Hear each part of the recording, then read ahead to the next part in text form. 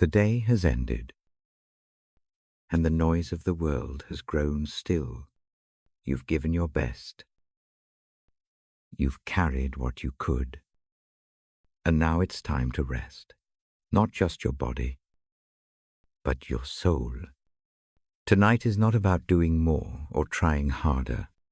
It's about returning home to the quiet heart of God. As you take a slow breath, imagine His presence wrapping gently around you, warm, steady, safe. The worries of the day begin to loosen their grip, and your mind starts to calm. You don't have to hold everything together anymore. The one who holds the universe is holding you. In this sacred quiet, you can let go of the weight you've been carrying. You can lay every thought, every burden at His feet. Feel the peace of His love settle over you like soft light. Here, you don't need to speak many words. Just listen. Just breathe. Just rest. This moment belongs to you and to God, a quiet meeting of heart and grace. Let His love remind you that you are safe. You are seen, and you are never alone. If this time of peace speaks to your heart, take a moment to subscribe and share this space, a place where weary souls come to find rest in the heart of God. I welcome you into this quiet hour. I come with gentle steps and a steady voice. The world outside softens. The day exhales. I offer a small space of peace for your breath and your heart. I sit where the light is soft. A lamp throws a warm circle on the bedside table. The pillow holds its shape. The blanket waits to fold around tired shoulders. The room carries the hush of evening. I listen for the house settling. I listen for the rhythm of your breathing. All of this becomes part of a gentle invitation. Tonight I read the Psalms to you. I do not rush. I do not argue. I do not teach a lesson. I simply bring words that have cradled weary hearts for generations. These lines carry shelter. They carry a steady hand. They carry mercy that does not exhaust. If worry lives close to you now, if it says you are alone or on the edge, let these lines steady the mind and warm the chest. Find a place to rest. Lie down or sit with support. Let the body find ease in the surface beneath it. Unclench the jaw. Soften the shoulders. Let the knees fall where they want.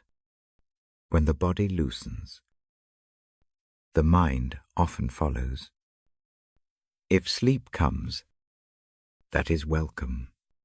If rest comes without sleep, that is welcome too. There is no rush to decide anything tonight. Breathe with intention. Inhale slowly. Feel the air move into the chest. Exhale long and quiet. I count nothing. I only let the breath be a friend. Each breath is like a small bell that tells the mind it is safe to listen. If thought arrives, let it pass. Imagine it as a leaf floating past on a gentle stream. Watch it move away. Return attention to the steadiness of breath.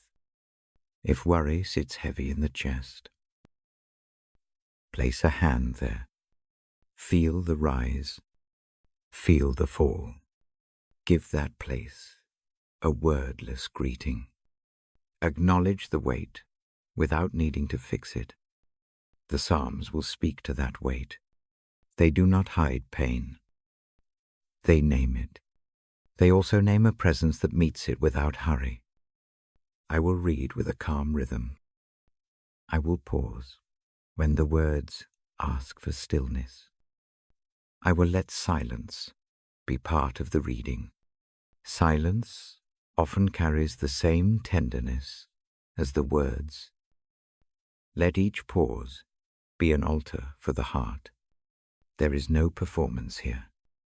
There is only a quiet sharing. Imagine the Psalms like a slow walk toward a harbor. The sea may be choppy behind you. The shore waits ahead. You can see the posts and the soft light. A small boat rocks near the dock. You step in. Someone hands you a blanket. The Psalms are that blanket. Some passages wrap like wool when the wind bites. Others are like a lantern on a dark path. All of them hold a tone of presence. They encourage rest that is not earned. Remember mercy as a simple fact, not a reward to be chased.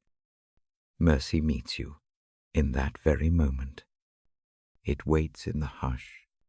It does not ask first for proof. I want that refuge to feel available to you. If doubt comes, give it a place, but do not let it lead the evening. I read slowly enough for each phrase to sink in. I lower my voice so that the words can land on tired parts of the soul. When sentences speak of shelter, imagine a roof against rain. When the language speaks of light, picture a lamp placed just to the side, not blinding, only enough to read the page and to see the next step. When it speaks of rest, picture a field where the body can lie down without fear. Let the images be simple. Think of a stream that steps over stones.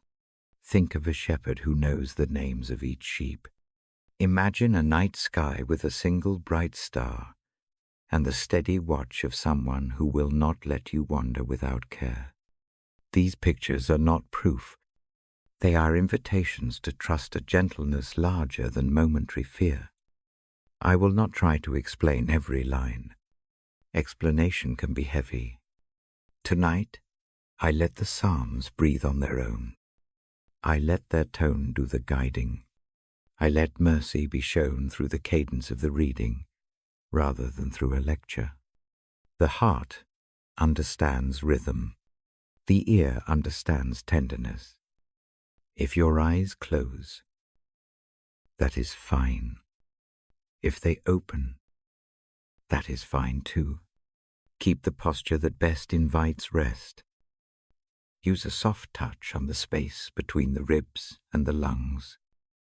Let the hand feel warmth. Let the body know it is seen and cared for. The Psalms will follow like a steady tide, lifting worry and laying it gently back on the shore. There is no need to examine everything that makes you anxious this moment. The Psalms name sorrow without demanding an immediate fix. They let lament be honest. They let praise be simple. Both states are part of a whole pattern of seeking and receiving. It is okay to enter the pattern without a plan.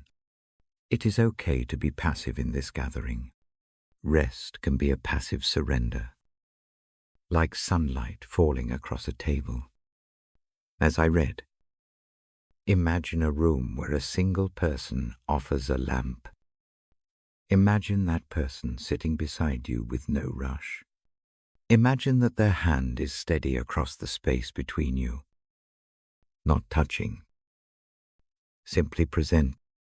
That is the posture of the Psalms tonight. They do not scold. They do not scorn. They meet honest frailty with hospitality. Let the night sounds remind you of the presence. A distant car, the soft creak of a house, a bird calling from the trees. Each sound is a small assurance that the world continues. The present moment contains both the trouble and the help. Hold that tension loosely. It need not be resolved immediately. I will choose passages that walk gently. I will begin with invitations and images rather than with sharp questions. I will let the voice move like a slow stream. At certain moments, I will slow even more, so the echo of a phrase can settle into the bones. I will leave space for reflection.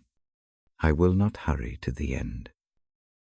If prayer comes easily to you, follow that instinct. If prayer feels distant, simply breathe and listen. The Psalms accommodate both.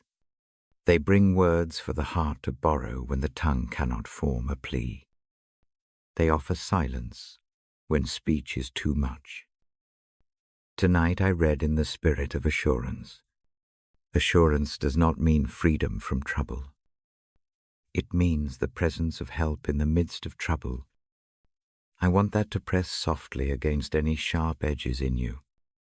I want the concept to sit like a warm stone beneath the feet. It need not solve everything. It only steadies. The light in the room will stay low. The pace will be slow. Allow the eyelids to flutter if they start to drift. Allow the mind to find quiet images. Do not chase sleep. If it does not come, let rest be enough. Let hope be a small candle. Let mercy be a fact that you can return to when worry grows loud. I am here to read for a while. You do not have to respond. You only have to be present enough to receive. If sleep takes you, that is a blessing on the listening. If the words simply settle and create a small space of calm, that is also the point. Now breathe once more. Feel the body settle. Feel the hands soften. Let a small ease move through the shoulders. When you are quiet, so am I. When you are still, so is the voice. In that stillness, the Psalms find their hold. Stay with me as I begin. I will speak clearly and slowly. I will leave silence as needed. Let the words rest on your heart like a gentle hand. Let the promise of mercy be as near as the next breath. When you are ready, close the eyes or soften the gaze. Let the house hush around you. I begin now, and I will read with the tender pace of someone who knows the night and does not fear it. The journey is simple. The goal is rest and renewed hope. I will go with you. I open the book with a careful finger. The pages whisper when they move. The lamp keeps its warm circle. My voice lowers so the room can lean in. I speak of a shepherd who knows each step. The voice traces a soft route through simple scenes. Green fields wait. Quiet water lies flat like glass. The hand of care reaches for the restless heart. The picture is not grand. It is ordinary and steady. It asks nothing clever. It asks only to be received. I describe rest that is offered, not earned, a place to lie down, a bowl set down beside a tired head. The work of the day unfastens its knots.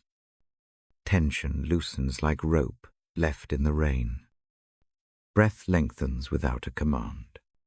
Night air cools the skin. The mind slows as if footsteps on a path recede. I speak of guidance that moves without hurry. Paths open in plain light. Decisions do not shout. They arrive like a lantern placed by the door. Even when the way looks narrow, there is accompaniment. A steady presence walks alongside. If fear rises, it meets a calm companion. If doubt lingers, it meets a hand that will not withdraw. The psalm I follow holds a tone of simple trust. It names seasons of plenty and seasons of lack.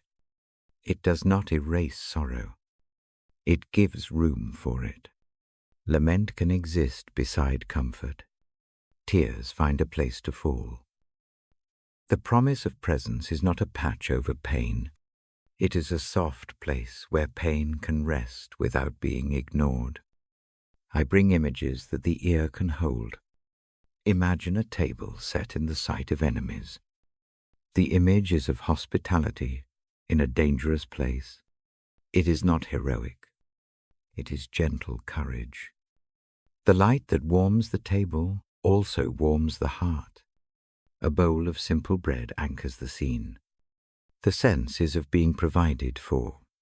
When the world seems to press in, I tell of a cup that fills beyond measure. It overflows quietly. Overflow here is not noise. It is the slow spill of mercy that gives more than what is strictly needed. The heart receives this in small increments. Each moment of relief counts. Little kindnesses add up like pebbles building a path. I pause often.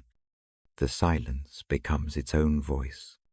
In that stillness, image cette dit peu, the room listens as if the walls breathe. A slow space opens where the thoughts can settle like dust on a table. Do not hurry to clear it. Let the dust be noticed. Let it be accepted. Acceptance is a kind of mercy too. I speak of a valley where shadows fall. The valley holds a cool hush. Shadows are not threats only. They are places for the eyes to rest from glare. Presence walks in those shadows. A rod and a staff are not tools of harm. They are aids that guide and support. Notice how a stick steadies a foot on rough ground. Notice how that steadiness translates into a quiet courage. I invite the heart to sense anointing. Oil spreads warmth. It is not a show of power. It is the soothing of something sore. The head receives that touch. The reception is tender and unhurried. The language of care here is practical. It comforts the skin and the spirit in small ways. I offer the thought of a house for this night. The house holds good memory and future rest. There are no firm promises about tomorrow's shape. There is only the picture of continued welcome. The idea of a dwelling is simple, a place to return to. Let the mind hold that as a small refuge. It steadies the steps that will be taken later. I call for a beat of gratitude. Soft and private. Gratitude does not have to be loud. It need not be ornate. It can be the noticing of one small thing that went well today. A word that did not wound. A meal that warmed.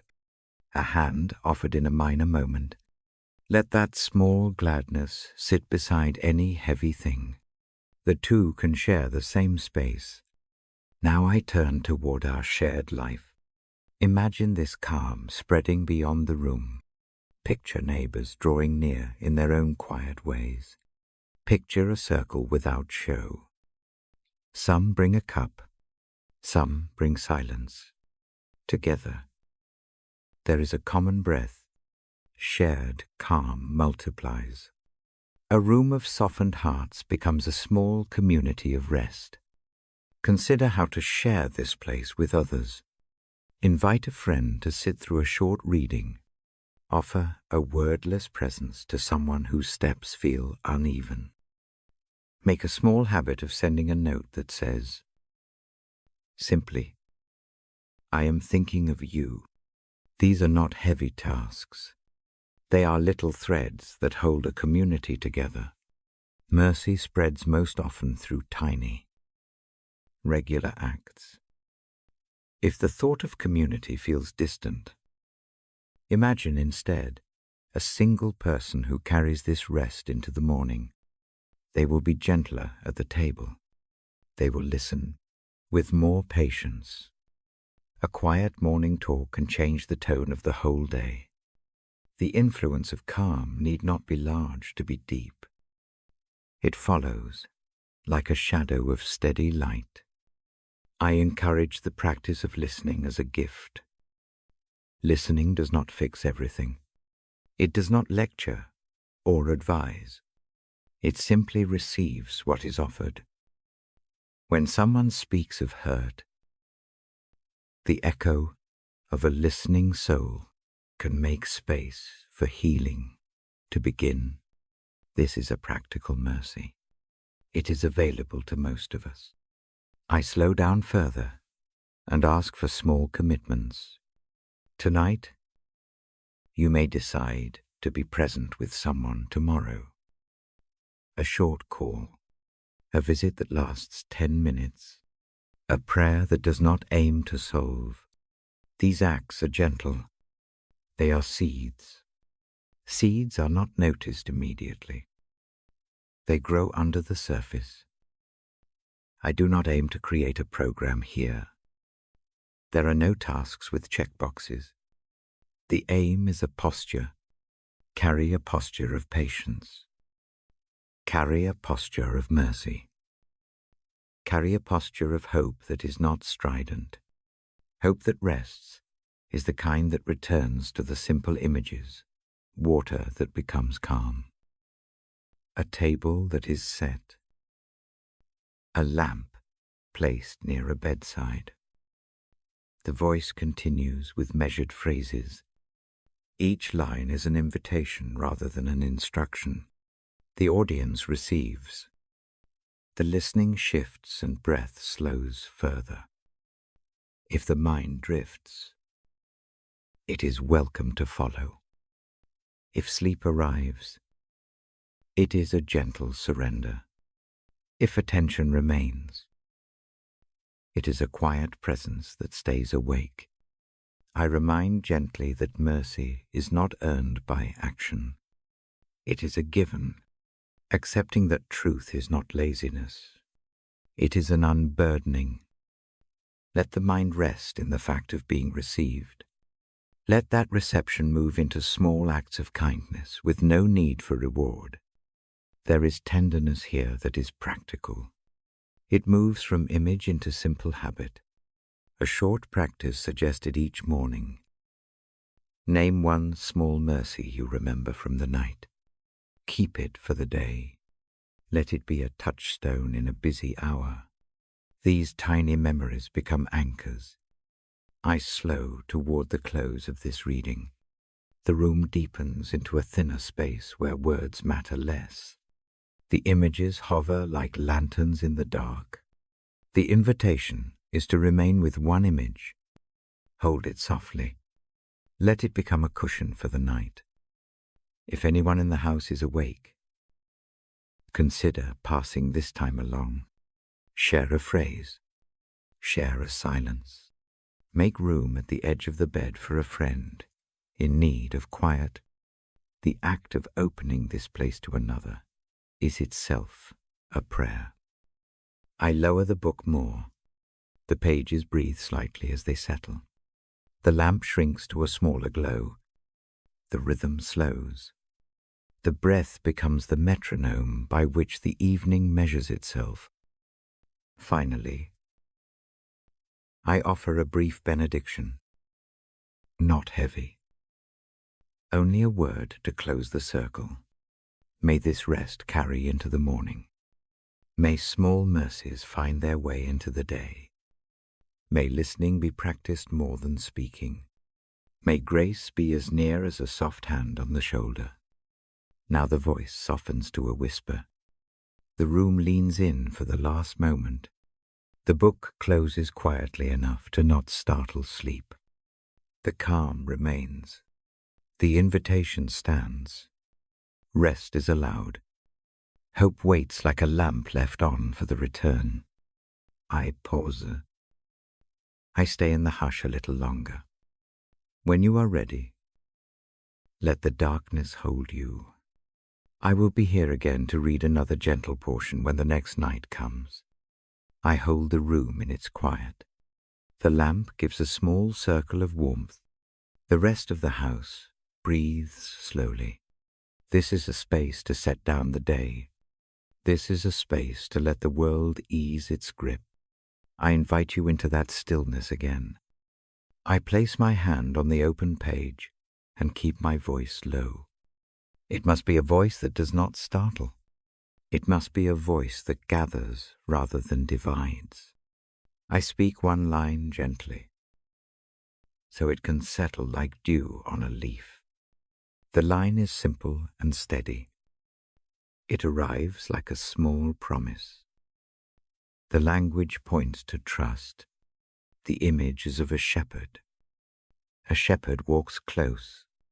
A shepherd watches the flock.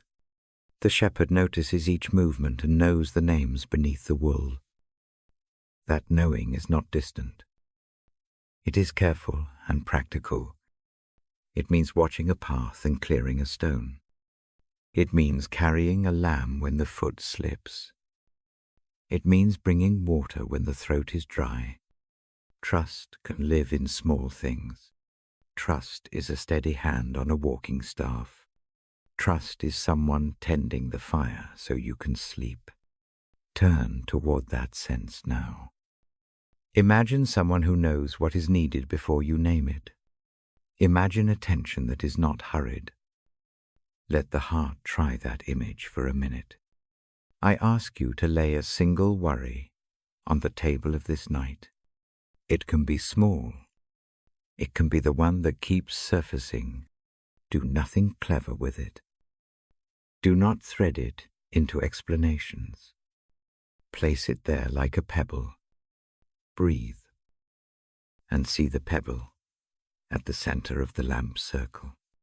Imagine the shepherd coming close and taking that pebble in a quiet hand. The burden does not vanish by magic. It becomes lighter because it is seen. The phrase that guides this breath is brief. Say it silently if you wish. Let it be a soft rhythm for the breathing. Each inhale meets the phrase. Each exhale lets go. The phrase is a simple declaration of provision. It does not demand a plan. It asks only for reception. Trust is not the absence of need. It is the placing of need somewhere safe. Think of a small child who rests in the lap while the house makes strange noises. The child does not control the sounds. The child allows the lap to hold the fear. There is no shame in letting the lap do its work. Allow that posture now. Rest can be a practical decision, like handing over a tool that is too heavy. I speak of shepherding in practical terms. The shepherd notices where the grass is good. The shepherd guides to water that is still enough to drink without panic. The shepherd watches for sudden slips. The staff steadies, and the rod redirects. Both are for keeping safe, not for proving strength. Picture that care is kindly and routine. There is no spectacle. There is only steady service. If you feel restless, bring attention back to the feet. Feel how they meet the blanket or the mattress. Let the surface hold you. Feet ground the nervousness more than the mind often can. Draw a slow breath and let it move down as if to the soles. Let the exhale release a small knot under the toes. A physical loosening helps trust to be embodied. When the mind raises questions about tomorrow, practice a small pause. Ask only, this can I trust this night to hold me for its hours, not to solve all problems, but to guard these few hours. Let that narrower question be easier to answer. Often the whole of trouble shrinks when a single hour is offered to rest. I remind you that trust can be quiet. It does not always feel like certainty. Sometimes it feels like a hand that does not leave the shoulder. Sometimes it feels like a lamp left on a table at night. Small lights matter. A small, fixed light can change how darkness is understood. Let that light be near now. Let it be the phrase you repeat with each breath. There are practical habits to help this kind of trust grow. Tonight, try one.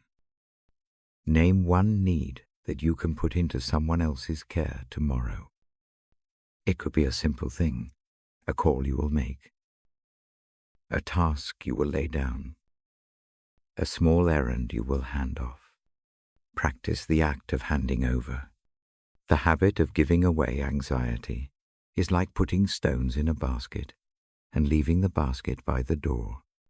The path home becomes lighter with each step. I speak in the first person because I am the one reading. I also speak with the sense of being alongside you. I do not claim to fix what is deep or tangled. I offer steadiness. I offer a place where the words can do their quiet work. Let the psalm's first line be an anchor. Let it be a small, repeatable thing you can bring back tomorrow morning if the day begins with noise. Notice how the body responds to the idea of being watched over in a simple way. The shoulders may drop. The jaw might unclench. The breath might find a longer curve. Do not judge the speed of those changes. They are small and valid. Celebration is not required for them to be real. Trust acts in small ways. Imagine the shepherd leaning down to smooth a crumpled blanket. There is tenderness in that gesture. There is also competence. The shepherd knows how to keep a blanket tucked against wind. The image combines care and skill. Rest is safer when it has competence guarding it.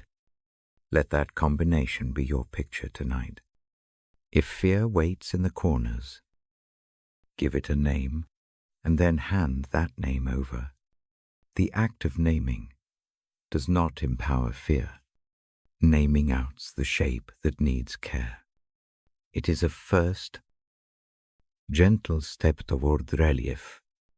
Place the name in the shepherd's hand. Notice whether the chest eases. Trust grows in a sequence of small actions, not in a single dramatic event. Keep the breathing slow. Let the inhale fill 3 counts. The exhale 4. Add 1 more count to the out-breath when your mind insists on moving too quickly. Each lengthened exhale is like a tiny confession of trust. It costs nothing. It asks only that you slow down. I encourage an image to carry into sleep. Picture a quiet path with low stones embedded in soft grass. The shepherd walks ahead, placing a lantern on a post every few paces. The light is soft. It does not call attention. It only marks the safe route. Follow the lanterns. Do not race to the end. Let each lamp be enough for the step you take next. If sleep arrives, let it come without guilt. Sleep is not escape. It is a necessary pause for repair. Trust does not condemn the need for rest. It supports it. If wakefulness persists, keep the lantern image and the steady breath. Let the calm be the work of the moment. Before I close this section, I offer a simple practice you can use each night. Say the Psalm's opening line slowly in your mind. Let each word match a breath. Inhale for the first part. Exhale as you move to the second. Repeat 3 times. Then sit in stillness for as long as feels right. Allow the phrase to remain without pressing it into explanation. I lower my voice further now. The room listens, like a held breath. The lamp nudges the darkness to the edge without banishing it. This is the place where trust can be practiced without proving itself. Let the night hold what you need it to hold. I will remain here for a few quiet moments. I will keep the pages closed but present. If sleep takes you, go with it freely. If you rest awake, know that this hour has been a small shelter. The shepherd image can be visited again whenever the mind needs it.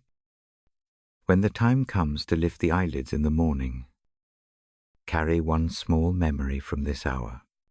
Keep it like a coin in a pocket. Let it be a sign that the night did something true.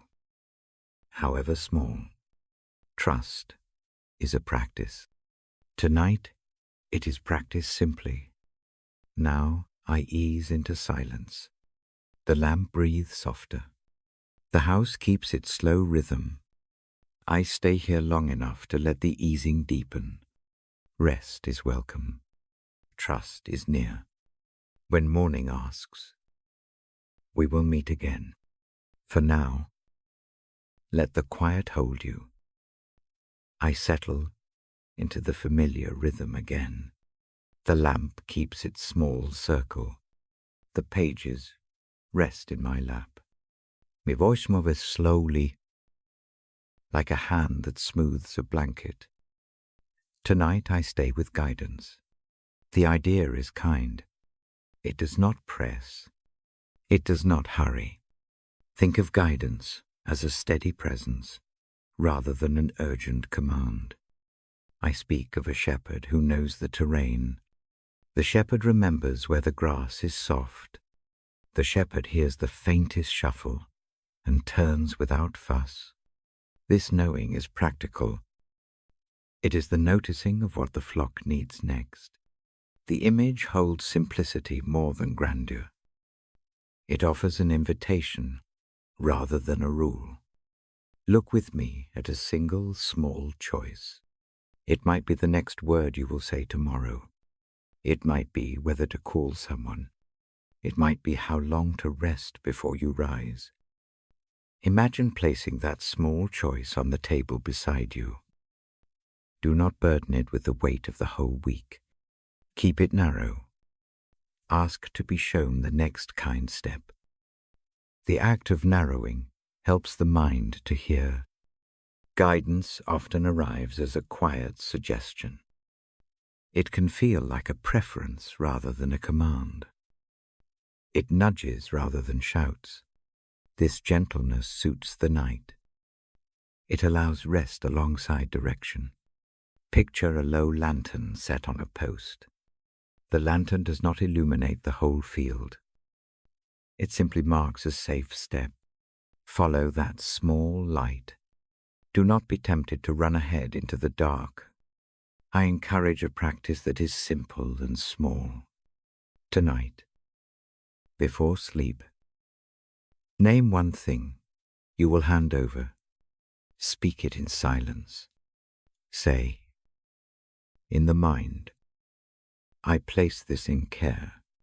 Then breathe and let the phrase settle. The act of handing over is a practical habit. It trains the hands to let go of what they cannot carry alone. Guidance also comes through small rhythms in the body. The breath can be a compass. When anxiety pulls, breathe slow and long. Let the inhale be a gentle reach. Let the exhale be a release. When the breath lengthens, the mind finds the space to listen. Use the rhythm as a quiet instrument to tune the heart. The shepherd uses a staff and a rod. These are not symbols of force. They are tools of keeping safe. The staff steadies a faltering step. The rod guides a wandering one back to the path. Imagine both tools as practical aids. Think of them as ways to correct course with tenderness rather than with severity. The care here is routine. It is ordinary competence applied with love. I ask you to notice the ways guidance shows up across a day. It often arrives in small invitations, a pause that feels restful, a person who speaks an encouraging sentence, a door that opens without fanfare. Keep a mental list of 3 small signs of guidance you saw today. They can be tiny. They matter because they train the eye to notice provision. Do not expect clarity on everything at once. Guidance rarely delivers a full map. It prefers to hand a lantern and ask for one step. Practice patience with partial sight. Trust that a close, steady presence will make the next step clear when that step arrives. Let the unknown beyond the next lamp be simply unknown for now. There is a quiet art to listening for direction. It begins with stillness. When the night deepens, give yourself a minute to slow. Sit with the hands folded, or lie with the shoulders soft. Cut the noise down. Keep the room gentle. The quieter the space, the more the small nudges can be heard. Sometimes guidance moves through other people. A friend's question, a chance remark, a gentle reproof. These are often humble instruments of care. If a sentence arrives from another heart, receive it with curiosity. Not every word will be for you.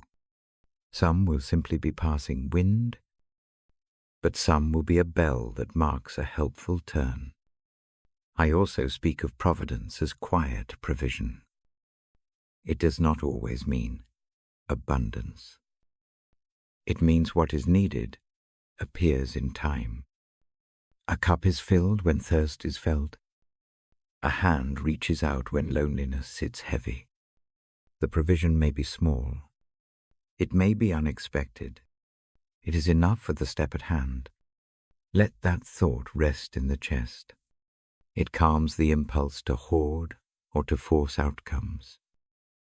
Make room tonight for a brief imagining exercise. Picture a narrow path through a field. The path is bordered by low stones. The shepherd walks a little ahead. Every so often, a lamp is set on a post. The lamps are spaced at intervals that match the length of a single step. Walk the path in your mind. Do not hurry to the end. Let each lamp be enough for the step you take next. If worry tries to fill that path with fog, name the worry lightly and place it on a rock by the side. It does not need to be solved. Now, notice the presence continuing to walk ahead. Focus on the next lamp. Let the detail of the worry stay on the rock for a while. You can return to it later with clearer sight. Practical trust grows with tiny repetitions.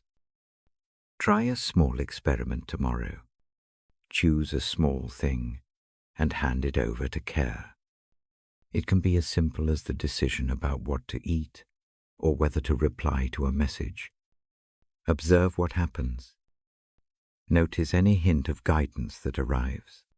Record it quietly in the mind. Repetition trains the soul to expect gentle help. I also say, this guidance does not remove the need for wisdom. It often works through wise choices and common sense. Listening does not mean abandoning reason. It means inviting help into wise act. Think of it like 2 hands working together. One is the hand that plans. The other is the hand that receives a nudge. They do their work in concert. There is mercy in being guided. Mercy often comes disguised as a small redirection away from harm. It may look like a delay that feels inconvenient at the moment. It may seem like a closed door. In time, its mercy is clearer. Keep that possibility near. Closed doors tonight may be safeties tomorrow. When sleep feels far, come back to a single phrase in a gentle way. The phrase need not be clever. Let it be a soft sentence in your mind that repeats with the breath. Say it 3 times slowly. Let the third repetition settle into silence. Silence can be deeper than a sentence. It becomes a place where the presence can speak without words. I slow my voice now. The room draws the curtains of sound closer. The slow voice is a kind of shelter. Let it be permission to let go. If your hands are still holding too tight, ease the fingers. If the jaw traps a clench, soften it. The body is an instrument that often answers before the mind does. Before I close, I name one quiet promise. The promise is not that all burdens will vanish by morning. The promise is that you will not be left to carry what you cannot carry without help. The night is a time to practice receiving that help in small ways. Practice tonight looks like placing one small worry on the table and trusting the hand that reaches for it. I pause long enough for the idea to settle. The lamp breathes its warm light. The house listens with slow breathing. Allow the heart to accept one small mercy. Let it be a seed. Such seeds grow under patient care. Now I fold the page and let the book rest. The voice lowers to a softer tone than before. The last image I leave is simple. Picture the shepherd sitting down on a low stone while the flock settles. The lamp remains lit nearby. The night is large and still. The shepherd watches with a quiet care that does not demand anything of the sheep. It simply watches and keeps. I stay a moment longer in the hush. If sleep comes, let it fall without guilt. If wakefulness stays, keep that lamp image near and breathe slowly. Tomorrow we will gather again by the lamp.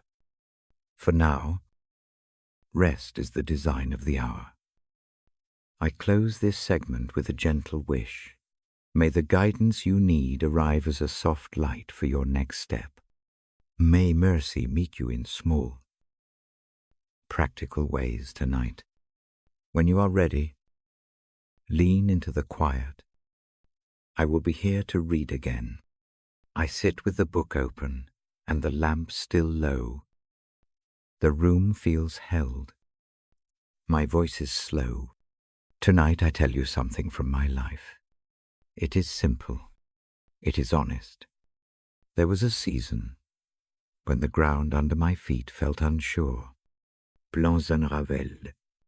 A job ended sooner than expected. A letter arrived with news that I was not ready to receive.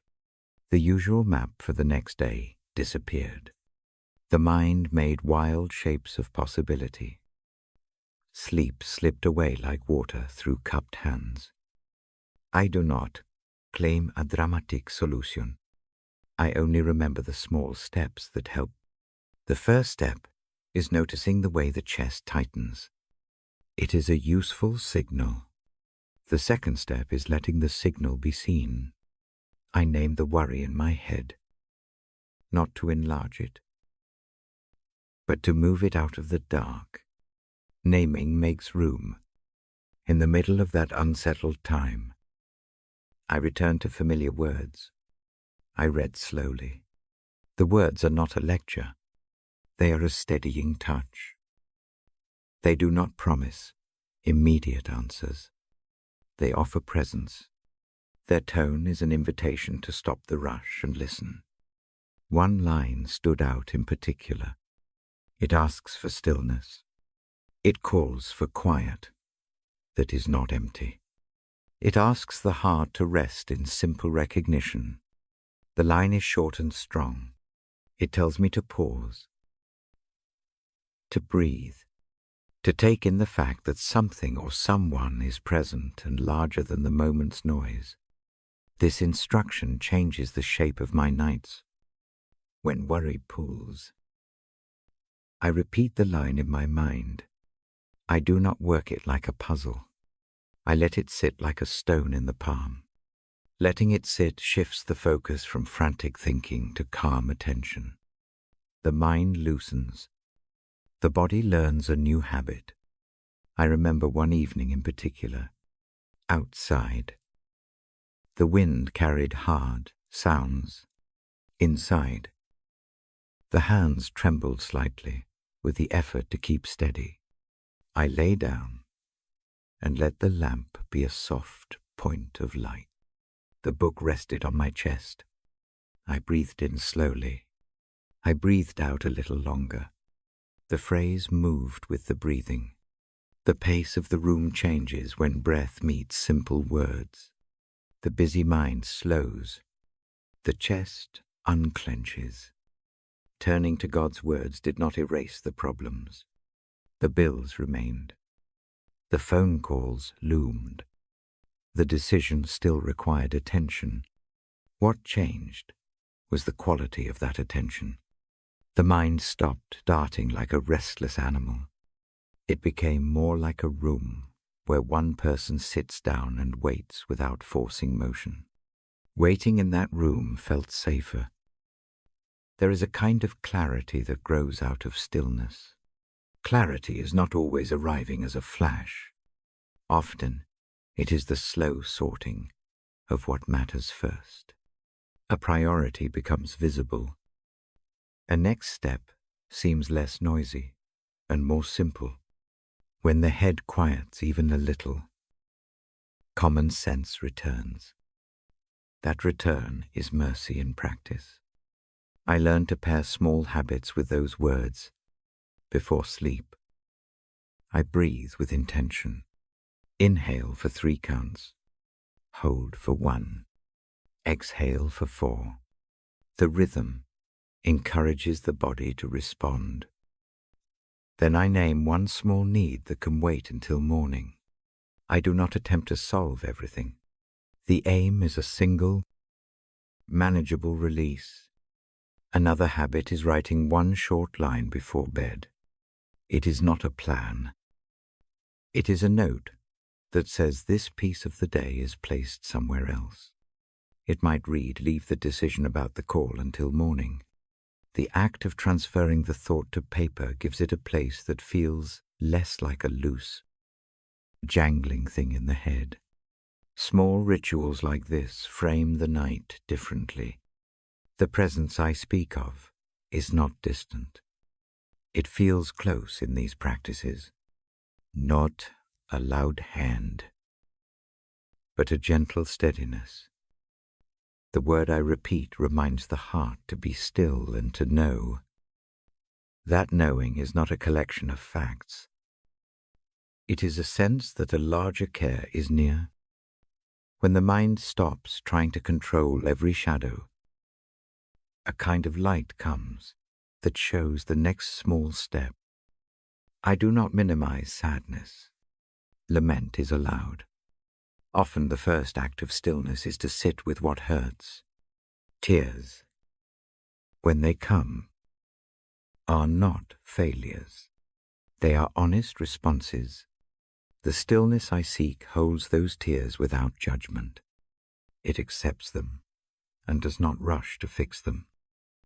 In that acceptance, healing finds space to begin. A particular morning came when enough rest had arrived to make a small decision easier.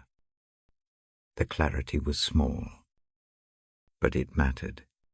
I saw a way to call a friend and ask for help with one task. The act was simple. It was not heroic. It was one small step that moved a knot in the road. The chain of clarity had started with a quiet night. This way of being helps in ordinary ways as well. When the day brings a difficult conversation, it is easier to listen without responding out of fear. When an error is made, it becomes possible to say sorry without feeling collapse. Small steadiness changes the tone of many small moments. I will read a short reflection now, soft and slow. Let it be a guide rather than an order. Come into stillness with me. Breathe in, breathe out. Notice the points of contact the body has with the surface beneath it.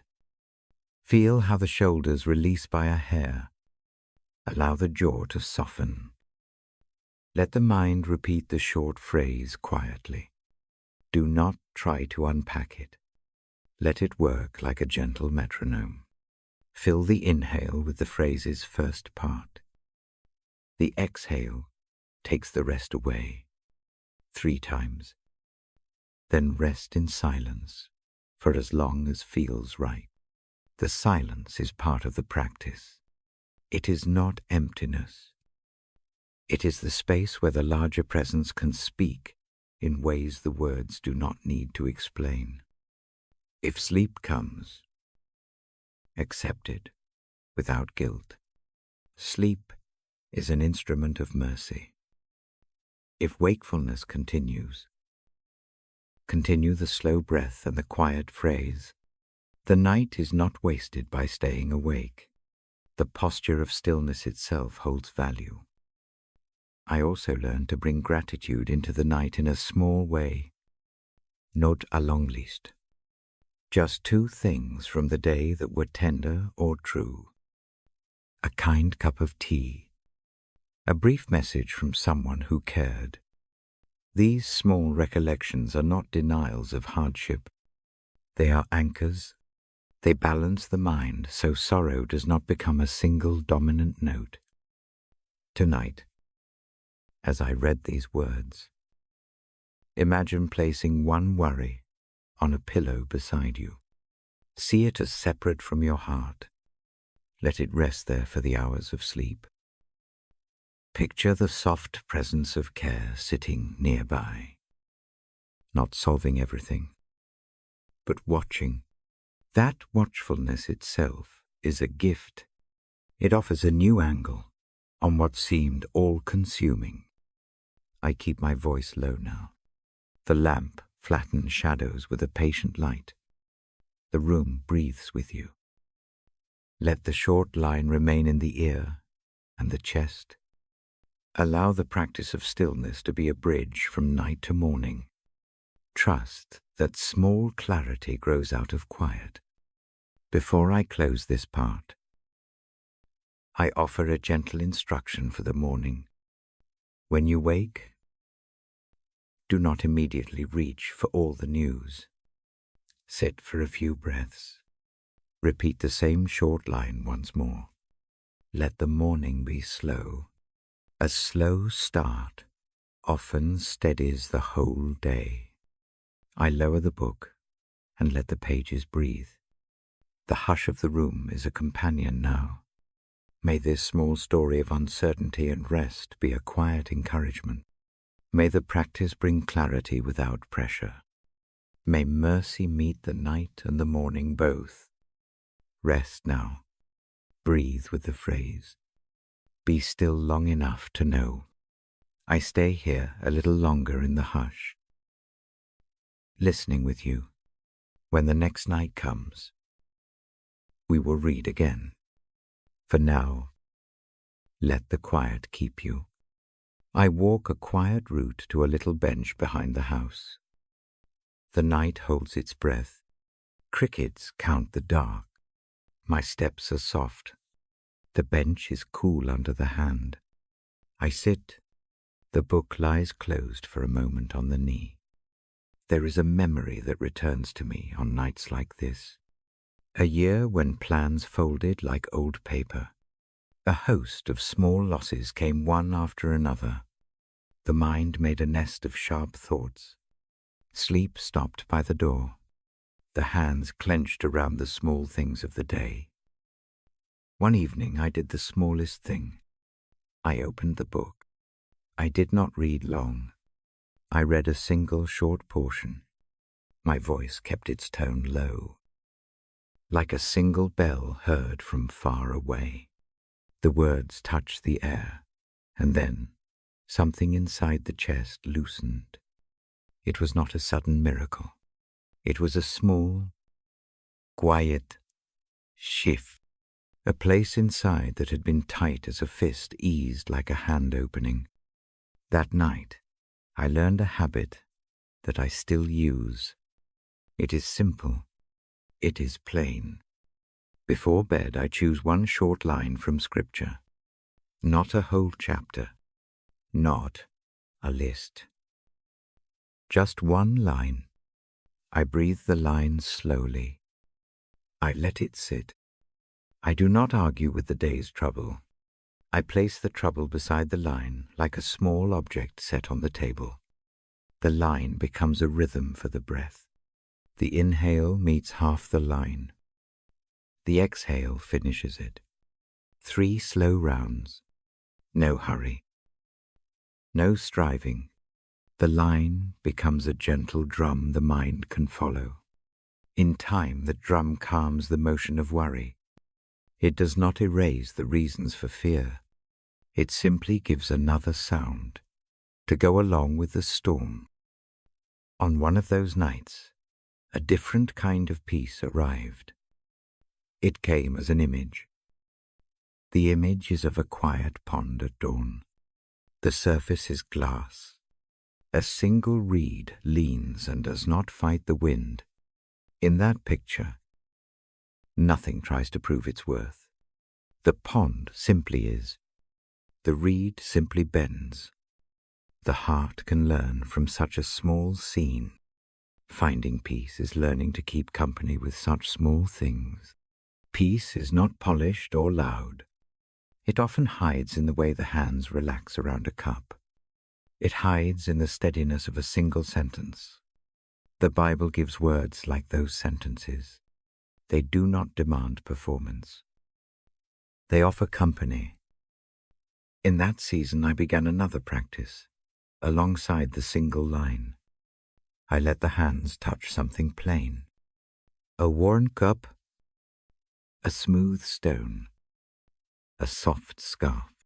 The touch grounds the attention less in thought and more in the present body. When worry spins the head, the body can be a quiet place to return to. A felt object, held with no aim, anchors the moment.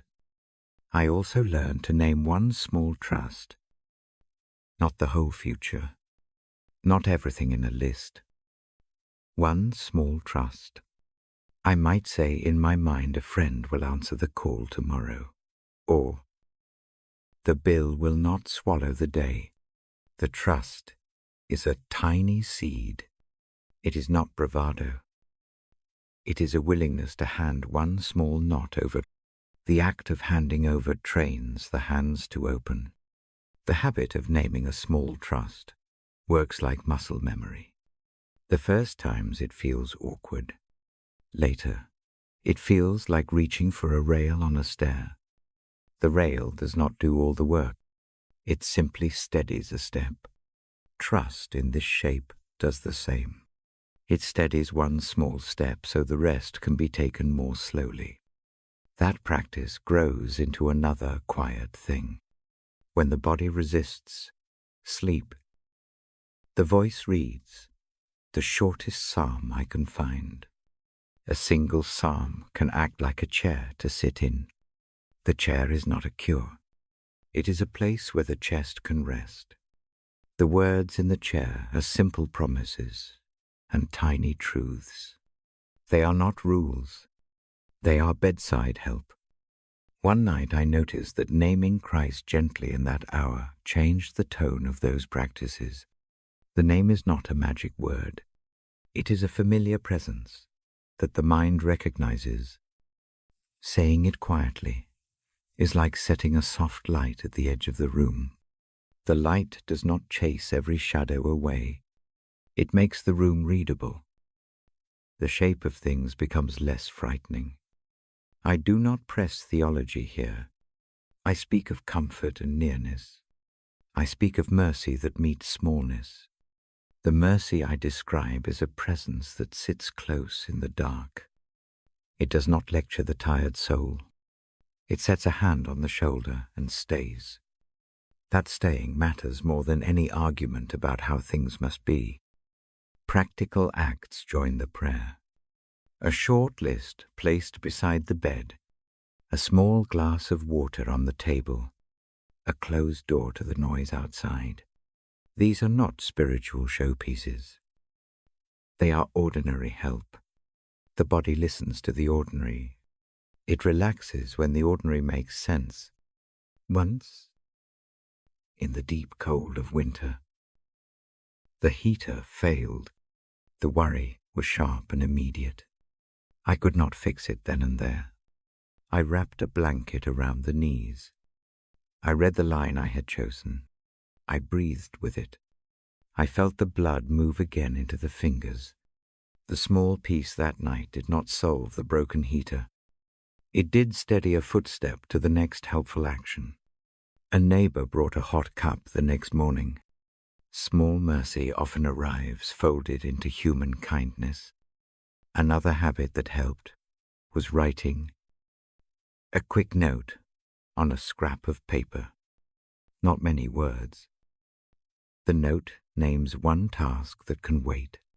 Folding the paper and setting it on the sill makes the mind less like a stirred pond.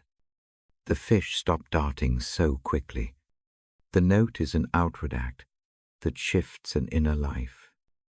Over time, these small practices change the shape of the night. The body learns a slower language. The mind learns that it can trust a small habit. The heart begins to expect tiny mercies and receives them without surprise. I know nights of heavy grief. I know nights of unanswered questions. Still, some practices help even there. When tears come, let them fall. They do not mark failure. They mark honesty. After the tears, the single line and the slow breath work the way a soft hand does on a bruise. They do not deny pain. They bring a different weight to it. If rest does not come, the hour itself is not wasted. The quiet sitting, the breathing, the holding of a small object, the naming of one trust, these are work too. They are small repairs that happen without spectacle. The present moment becomes a place of care rather than a battlefield. Tonight I invite you to try one small thing with me. Close the eyes if that helps. Let the body find ease. Take one slow breath in. Let the chest fill. On the out-breath, say the brief line you choose. Breathe again. Let that line be a soft rhythm. Place the hand on the chest if it feels right.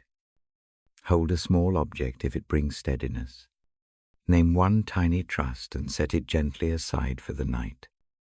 If the name of Christ comes to mind, whisper it inwardly. If not, simply rest with the phrase and the breath. Mercy does not require perfect words. It requires a willing heart and a steadying practice. Before I close this piece, I tell the truth again. Peace does not always come in the way expected. It is not a tidy ending. Often it is a patient presence. Sometimes it arrives as a small clarity at dawn. Sometimes it is the calm that lets the next step be taken. The promise is not a solved life. The promise is the nearness of care in the dark. I lay the book on the bench beside me. The night keeps its hush. The practice remains simple and ready. If sleep finds you, let it come without guilt. If wakefulness stays, keep the breath and the chosen line. Let the small object in the hand remind the mind that this hour is given over to care. I will read another passage tomorrow night. For now, Let the short line rest like a quiet lamp beside the bed. Let the hand on the chest feel the rhythm of breath. Let peace arrive in small pieces and settle across the hours. Be still long enough to know the presence near. Trust the small practices that teach the hands to let go. I come back to the book and to this quiet hour. The lamp is low. The room breathes with the house. My voice is careful and slow. Tonight, I turn to an image that comforts me often. It is an image of shelter. It is soft and ordinary. It asks for nothing but to be received. Think of a bird in the evening. The air cools. The small body tucks its head. Wings fold close and smooth. Feathers arrange like shingles on a roof. There is a hush in that motion. It feels like a small, secret care. The motion is not loud. It is a careful work of protection. Picture that quiet movement now. Let it soften the edges of the day. The page in my lap reminds me of a phrase that pictures this shelter. It speaks of spread wings and a close shadow. The language is not ornamental. It is plain and tender. It names shelter in terms anyone who has watched a bird could understand. Imagery, this simple holds a kind of truth that sinks into the bones. Words which map to small, familiar scenes settle the mind. I sit with that image while the night listens. A hand rests at the heart. The other hand holds the book lightly. Breathe in, breathe out. Let the rhythm match the feeling of feathers easing into place. Each inhale is a gentle lift. Each exhale is a settling. Allow the present moment to fit into that movement. Shelter here is active and patient. The wings do not flap in alarm. They lie close. Their work is to cover and to hold. Consider how a wing curves to fit the shape beneath it. Imagine that curve matching the shoulders and the chest. The head inclines. The pulse slows. This is not about removing danger by force. It is about presence that receives risk without panic. There is a small memory that fits this picture.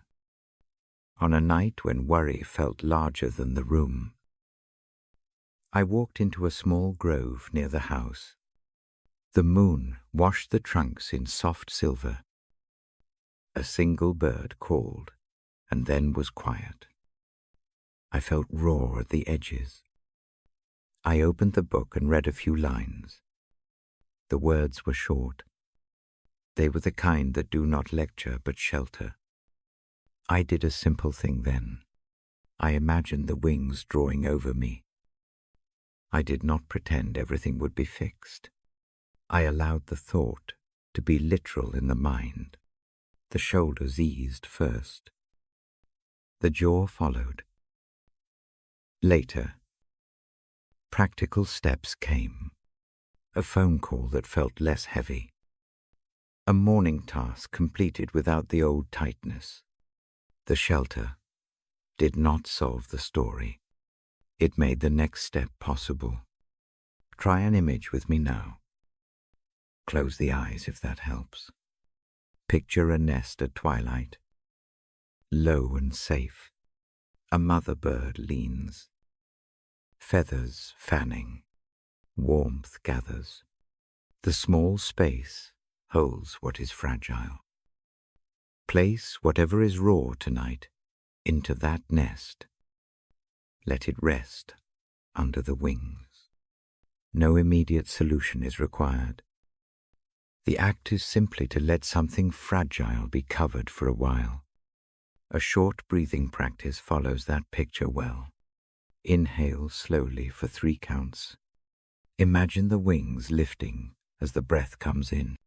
Hold for a count. Exhale more slowly for 4 counts. Picture the wings settling over the breath as it goes out. Repeat 3 times. Let the last exhale extend a fraction longer. Notice how the lower ribs ease. Notice the collarbones relax. The body learns a language of safety in small, répétables mouvements. Language matters here.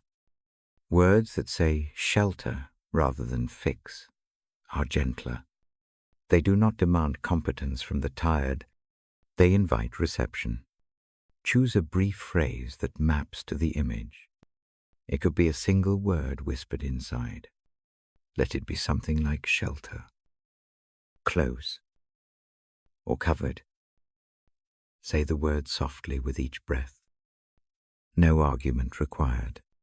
The phrase is a small lantern for the mind. I sometimes bring a soft object into the practice. A scarf, a small blanket, a smooth stone. Holding something tactile helps the imagination find a place to rest inside the body. The sensation is practical. Fingers press the texture. The mind follows the touch. If it helps, place the hand where the breath is felt most clearly. The contact is another kind of wing. Nature teaches the shape of shelter in many small ways. A leaf folded against rain, a hollow in a rock that keeps out wind. Even the way a tree leans to block a chill. These things do not erase storms. They offer a pause from them. Let the memory of such small protections build in the chest. The accumulation of tiny mercies is often what steadies a night. Mercy appears quietly here. It arrives as a hand covering a raw place. It appears in the willingness of something larger to hold what is weak. Mercy is not a performance. It is accompaniment. Imagine being accompanied by a presence that does not lecture when the eyes brim with tears. It sits. It keeps watch. It steadies without announcing itself. Sometimes shelter presents in human acts that mirror the bird. A neighbor brings a thermos on a cold evening. A friend sits through a short, messy phone call. A loved one lays a blanket across knees and stays quiet. These gestures are small. They do not make headlines. They make nights gentler. The heart remembers such evenings because care there is humble and ordinary. If heavy thoughts crowd, name them once, and then imagine them held beneath the wing. The act of naming is not to worry the mind more. It is to move a thought from a sharp place inside to a safer place outside. Place the name on the pillow of the mind. Let it be folded under. Allow the shelter to do its work, which is to bear without fuss. I do not promise that shelter will make the morning bright in every way. Some mornings are still grey. Some tasks remain. The shelter is not a ticket past difficulty. It is a posture for the night. It allows rest to be possible even when problems wait. Often, a rested person sees tasks in a different light. Small mercy in bed can become small courage at the table. Invite a tiny habit into the night that supports this image. Before turning off the lamp, say the chosen word twice. Hold a soft fabric for 3 breaths. Place a folded note on the nightstand that names one thing that can wait. These acts are simple. They stitch one ordinary end to the day. Overteam. The stitches keep a map of small safety. If the name of Christ comes easily, bring it into the practice. Say it silently on the exhale. In my own habit, that name often becomes the shape of the wing I imagine. It is not a charm. It is a memory of presence that has been near many nights before. The name can help the mind stop spinning and start to receive. Be patient with the body. Years of tension do not unwind in a single breath. The work here is slow. It is rhythmic. The repetition matters. A long, soft habit builds a kind of muscle memory for peace. Over time, the chest knows a different tune. The mind listens to a softer voice. The hands learn to let go sooner. If sleep arrives, receive it without guilt. If wakefulness persists, sit with the picture and the breath. Do not fight the hours that remain. Use the imagery and the small physical acts as companions. Read a short verse or a single line if needed. Let the line be a chair to sit in. Return to the words as you return to the bench or to the lamp. I keep the pace slow because the night asks for slow work. The voice lowers to match the shadow at the window. The lamp is a neighbor rather than a spotlight. Let the comfort be modest and true. The shelter does not boast. It simply does its job of keeping small things safe through a dark stretch. Before I close this segment, consider one short practice for the morning. When light arrives, name one small gratitude. It might be warmth in the hands. It might be a quiet house. Let that small gratitude be the first thing carried forward from the night. It connects the shelter of the dark to the ordinary work of daylight. Now breathe in once more with the image of wings lifting. Hold for a soft count. Breathe out as the wings settle. Let the word chosen in the mind be a gentle guard for the hours ahead.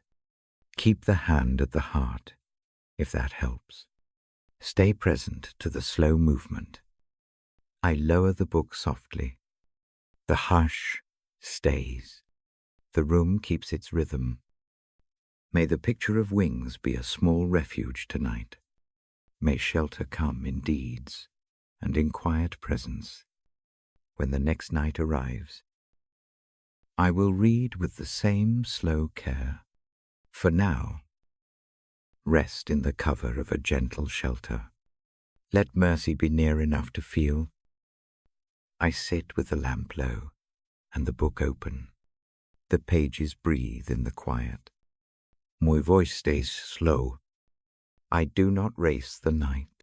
I keep the tone simple and kind. Tonight I move from the image of shelter to the image of protection. Shelter kept you safe under wings. Protection now looks like a harbor. Picture a small boat easing into a quiet cove. The water holds it steady. The rocks guard the entrance. The wind quiets. The harbor does not promise a smooth sea forever. It promises a safe place to rest before the next crossing. I read a short line from the Psalms that speaks of a refuge and a stronghold.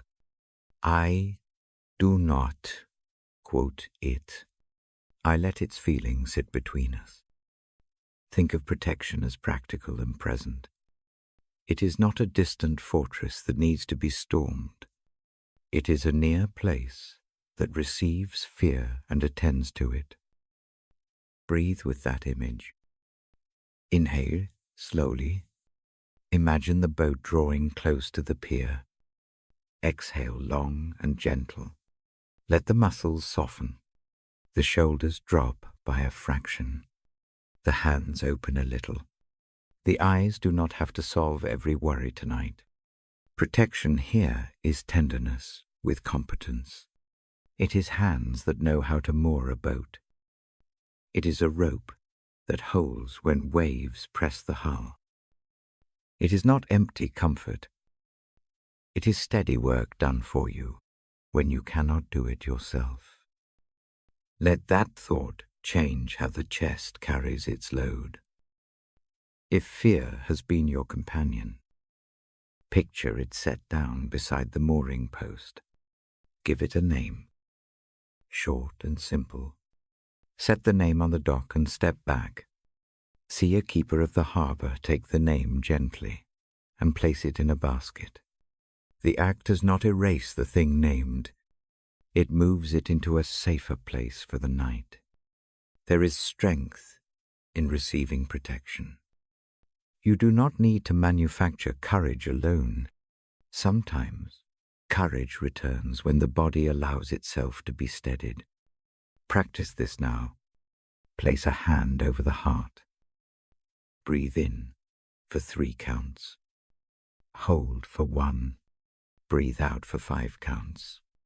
Let the exhale be a release into safety. Repeat 3 times. Each outward breath is a small surrender to care. I often read a passage that pictures God as rock and tower. I let that image work like a lamp. Not a lecture. The rock is not distant. It is near enough to touch in the mind. Put your fingers on that imagined stone. Feel the cool steadiness. Lean into it for a moment. The closeness of such an image changes the tilt of the mind. Protection is also warmth. Think of a cloak laid over shoulders.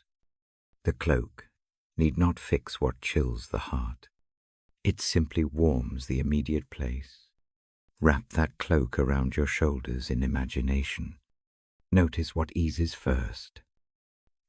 Often the jaw softens. Often the breath lengthens. Small things shift when warmth arrives. Practical steps help this image stay with you through the night. A small lamp on the bedside table. A glass of water placed within reach. A note with 1 useful number written plainly. These things are not magical. They are the human expressions of protection. They make the room a little more like a harbour. Now, I turn to the second part of this hour. I move toward forgiveness. I do so gently. Forgiveness is not a demand. It is an offered path. It is not a quick fix for deep wounds. It is a way to let mercy shape the night. Forgiveness begins with a simple recognition. Something hurt you. The hurt matters. It is not swept away by tidy phrases. Acknowledging that fact is the first step. It is honest. It is quiet. It gives the night a real place to begin. I invite a short practice that honors the hurt while offering a path to release. Take a slow breath. Name 1 small hurt. It can be recent or old. Keep the naming short. Place the name on a small paper in your mind. Fold the paper and lay it on the bedside table in the imagination. Do not force pardon yet. Allow the naming to be the start of a move. Forgiveness often follows a steady rhythm rather than a sudden leap. Imagine a river that takes a stone downstream. The stone does not vanish from memory. It changes its place. Watching the river move the stone is a long, patient image. Forgiveness is like that river. It slowly changes the relationship to what happened. If the thought of forgiving others feels impossible tonight, begin with forgiving yourself. Self-blame is heavy. It keeps the shoulders tight. Offer yourself a small act of kindness in place of judgment. Speak a brief sentence inside. I will try to be kinder to myself. Make the sentence as plain as a lamp on a table. Repeat it with the breath. 3 slow rounds. I read from the Psalms again, letting the tone of mercy touch the ear. The voice is not a teacher's. It is a company's. Let mercy be a fact you can stand under. Mercy meets the messy and does not demand a show of strength in return. There are practical rituals that can support this movement toward forgiveness. One is to write a short note, not a long letter, not a confrontation, just a line that names what needs release. Fold the note and keep it somewhere safe. You may choose to carry it until morning. You may choose to place it under the pillow as a symbolic handing over. The act need not be dramatic. The smallness is what makes it gentle and sustainable. Another practice is a short imagining of hands unclasping. Picture clenched fists slowly opening. The fingers unfold like petals. The opening does not mean forgetting. It means freeing room in the palms for other things, small acts of goodness. A tender word, a meal shared. Let the image accompany 5 slow breaths. Forgiveness also has a communal shape. It does not always stay inside. Sometimes it asks for a quiet word spoken in the morning. Sometimes it asks for a decision to act differently tomorrow. If reconciliation is possible, think of one practical, small step. It might be a message that says, "I am thinking of you." Without pressing the past, keep the gesture simple. Let it be a seed, not a harvest. If reconciliation is not possible, forgiveness still helps. It does not require reconciliation. Forgiveness is primarily for the one who forgives. It loosens the grip pain has on the heart. It renews the capacity to love in small ways again. Think of it as light that makes room inside rather than erases a painting. The painting remains. The light changes how it is seen. I speak softly now about grace. Grace is not earned. It is given. Receive it as you might receive a cup of warm tea. Let it move through the hands. Let it enter the chest slowly. The name of Christ may come into the mind as part of that reception. If the name comes, let it be a simple presence, not a test. Forgiveness often returns strength when a heart is not clenched with old hurts. It has more resource for daily tasks. Strength is renewed in small measures. A clear sleep, a calmer answer in a morning conversation, a willingness to step into the world without carrying every old weight. These are ordinary changes with deep value. If anger lingers in the night, do not pretend it is wrong to be angry. Anger is often the body's way of signaling harm. Offer the anger a place to be seen. Then ask whether forgiveness might be a possible result later. This is not denial. It is a movement from hot center to a cooler place where choices can be made. I suggest a short, nightly ritual as you prepare for sleep. Breathe in slowly. Name one thing to forgive, either an action by another or a harsh word to yourself. Breathe out and imagine placing it into a bowl of water in your mind.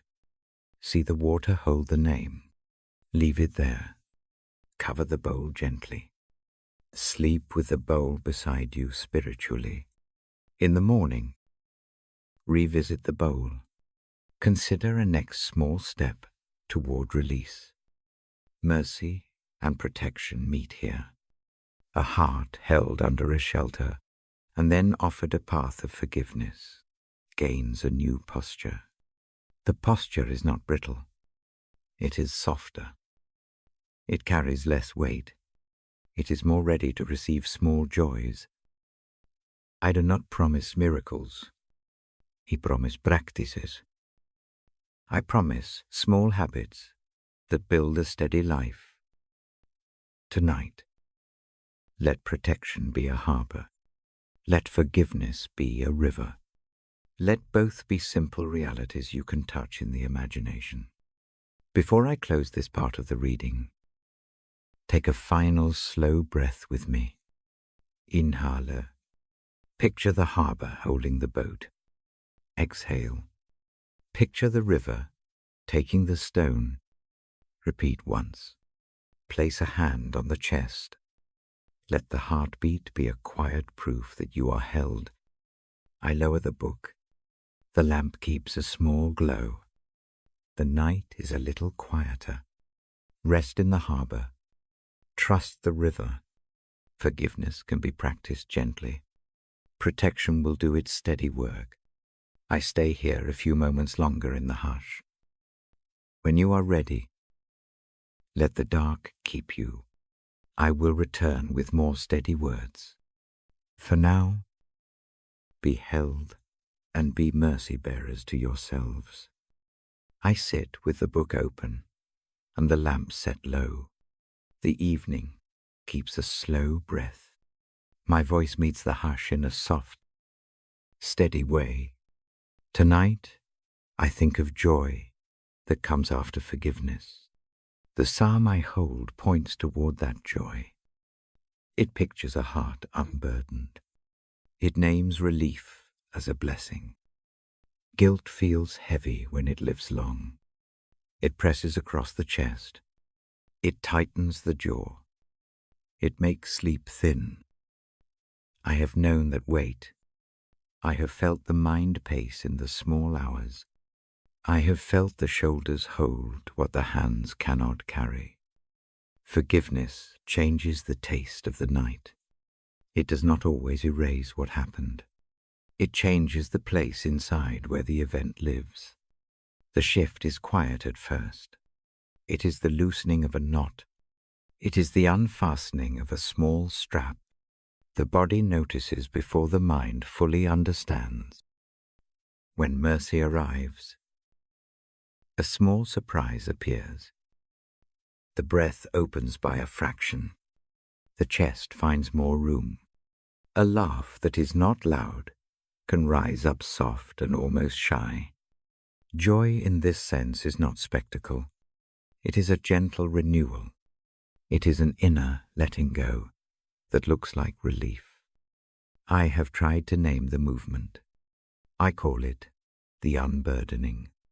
The word is plain. It fits the moment when blame slides from the fingers. It fits the instant when the mind stops cataloguing faults. In that instant, something light returns. The senses ease. The night feels safer. Receiving forgiveness is a practical work. It begins with a small act of honesty. I place a short truth on the table of my thought. I do not solve it. I do not analyze it to pieces. I say what is true. Simply, that act alone opens a pathway. Naming is not a weakness. It is the first opening. Next comes a simple handing over. I imagine a small bowl on the nightstand. I picture setting the named trouble into that bowl. The image is plain. It asks nothing dramatic. I do not throw the trouble away. I set it down like a pebble. If it helps, I fold the pebble into a small paper and place it in the bowl. The bowl is a picture of a place that will keep the worry for the hours of sleep. I breathe with the action. Inhale slow. Hold a soft count. Exhale longer. With each exhale, I let the pebble rest deeper. The breath is the instrument of release. The exhale moves what thought cannot move alone. After 3 rounds, the pebble sits quieter. The chest has more space. There is another step that feels important.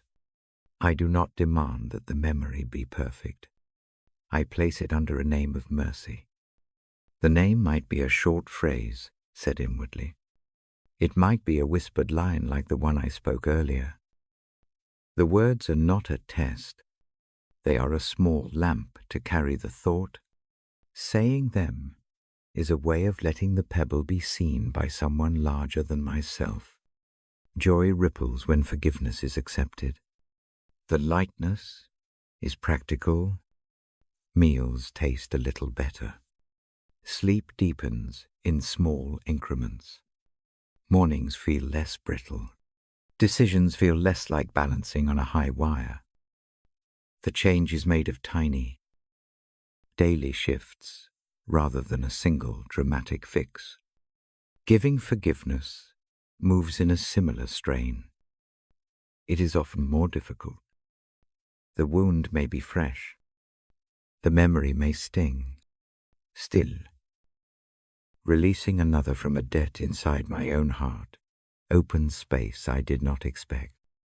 When I let go of a grievance, I do not make the wrongness okay. I remove its power to sit like ash in my chest. That is mercy, offered outward and inward at once. I practice giving forgiveness as a small ritual. I take a short piece of paper and write the name of the offense, or a brief description, and then fold it twice. I do not burn it or destroy it in a show. Instead, I set it in a jar or lay it under a bowl of water on the bedside table. The action is symbolic and calm. It reminds me that the past can be attended to without carrying its weight through the night. There are other gentle ways. I imagine unlocking a gate. I see the gate slide open slowly. The thing that held me back steps through. The gate closes with a soft click. The click is small, but it seals a decision. Forgiveness is often a sequence like that, an opening, a releasing, a closing that keeps the space clear for the next morning. Joy that follows forgiveness is not loud. It is steady. It likes to show up as small courage. I notice it in the willingness to try again. I notice it in the capacity to be kinder to myself. I notice it in the way the body no longer braces at every thought. Forgiveness rewires the night into a place that can hold rest. Mercy has a rhythm. It moves in small acts repeated. I pick a short practice because the night favors smallness. Before sleep, I name one regret without commentary. I breathe with it. I fold it into paper. I set it aside. I say a short phrase I release. I do not keep hammering the wound. I give the wound a steward for the dark hours. If I feel called to forgive another, I take a second sheet. I write the name softly. I add a line that says, I choose to release this from my hands. I do not demand reconciliation or explanation. I only free myself from the bondage of perpetual grievance. The act is not trivial. It is a small moral muscle that grows with use. Sometimes, forgiveness is not possible in full in a single night. That is okay. The night allows for paced work. Start with the smallest piece. Perhaps it is forgiving a moment rather than an entire past. Allow forgiveness to be a patient stream rather than a flood that must come all at once. The space that opens after a few of these acts fills with simple joy. The joy is like a small lantern left, lit in a window. It gives a kind of orientation. It tells the heart that it does not need to do all the heavy lifting alone. It invites a softer posture toward self and toward others. I have seen this joy change ordinary scenes. A breakfast becomes gentler when it is not loaded with reproach. A hallway conversation goes smoother when the mind is not replaying old grievances. The body moves with less stiffness. The day begins to hold more possibility because sleep recovered some strength. There is tenderness in receiving forgiveness and in extending it. Both acts open the possibility of mercy. Mercy is practical. It supplies small repairs, like sewing a loose button back on a coat. It does not make the coat new. It makes it wearable again. That is the kind of hope I want to leave in this hour. I invite a short breathing exercise now. Keep the sentences simple in the mind. Inhale for 3 counts. Think of placing the named regret into the small bowl. Hold for 1 count. Exhale for 4 counts while saying the inward word I release. Repeat this 3 times. Let the last exhale trail into silence. Remain with the stillness a little while. If morning comes and the weight returns, practice the gesture again. Forgiveness is not a one-time event for many of us. It is a habit to be learned. Each repetition wears the grooves where mercy flows more freely. The habit is gentle and steady. When I read the Psalms at night, I watch for this movement. I watch how a line can turn the head from accusation to acceptance. I watch how a single phrase can act like a small salve on an old ache. The Psalms do not minimize pain. They invite the heart into a posture where mercy can be received.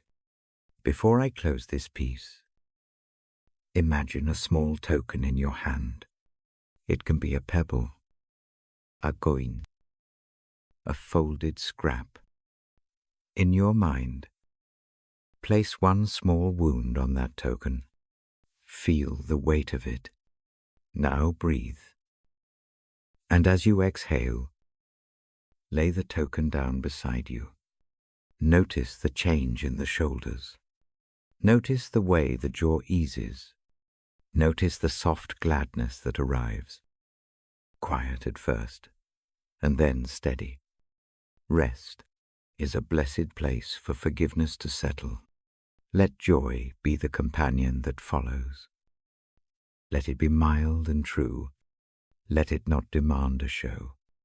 Let it simply steady the coming hours, and the next morning, I lower the book. The lamp keeps a small glow. The room breathes with the quiet rhythm we have kept together. If sleep comes, welcome it as a mercy. If wakefulness stays, come back to the bowl and the token and the breath. Forgiveness is patient. Joy is there when the heart makes room for it. I stay a moment longer in the hush. The presence of mercy lingers like a small lamp in the window. May that light keep you through the night. May the joy of forgiveness visit your chest and leave a softer courage for the day to come. When morning asks, carry one small piece of this peace with you. I will be here to read again. For now, let the night hold you gently. I sit with the book closed for a moment. The lamp keeps a small, steady glow. The room inhales and then lets out a slow breath. My voice is quiet. I will speak of forgiveness. Now, I will tell you a story I carry. Forgiveness has weight. It can feel like a hard thing to hold. It can also feel like a gentle lifting. The two are both true. Tonight I think of the relief that follows when a wound is named and then released. I think of the joy that grows when division is mended. I think of grace that arrives not as a lecture, but as a hand laid over a broken place. Once, a long while ago, someone close, and I drifted apart. Small things piled. A careless phrase. A missed visit. A decision taken without explanation. The drift widened into a silence that lasted months. The absence grew a kind of loneliness that felt heavier than usual. Sleep left fragments. Food tasted dull. Days folded into the same quiet ache. I tried to keep busy. Tasks helped for a while. They never quieted the emptiness entirely. At night, my mind put the moments back together and then cut them apart again. The heart learned to rehearse how things might have been different. That rehearsal became a loop. One night, I took the book to bed for company. More out of habit than hope. The words inside are small and steady. They do not force anything. They simply sit near the heart. I read a short passage. I placed the hands on the page and let the breath find a slower rhythm. The mind softens by degrees. In that softened place, I tried a small, honest thing. I did not prepare a speech. I only wrote a note. Not long, not clever. 2 simple lines that named a regret and offered a wish for peace. The paper was plain. The pen moved slowly. The act of writing was like reaching across a small table. It was not dramatic. It felt like a beginning. I folded the note and set it on the bedside table. I did not send it right away. I let the paper sit under the lamp. The presence of it in the room changed something. The mind stopped rehearsing and started to wait. Writing felt different. It was quieter and less frantic. The next morning I sent the folded note. I did not demand an answer. I did not make a plan for reconciliation. I only said what I could say. The response that came back surprised me. It was not all at once. It was not neat. It was a few honest lines, and then a request to meet for a short walk. I remember that walk as if it were a small sacrament. The street was familiar. The air was not heavy. We kept the pace slow. There were no speeches. There was a bowl of sounds that were ordinary, a dog barking, a bus distant on its route. Those ordinary noises made anger seem less like a tidal wave and more like a passing weather. We walked and then paused on a bench. The first few minutes were awkward, as if 2 people were putting back the pieces of a shared recipe. Then one of us took a breath. The other did the same. One person named a mistake without defense. The other answered with their own regret. No one tried to fix the past with words. We simply placed things down where we could see them. Tears came in small, unplanned places. They were not a spectacle. They were honest responses to relief. The shoulders that had been held up for months softened.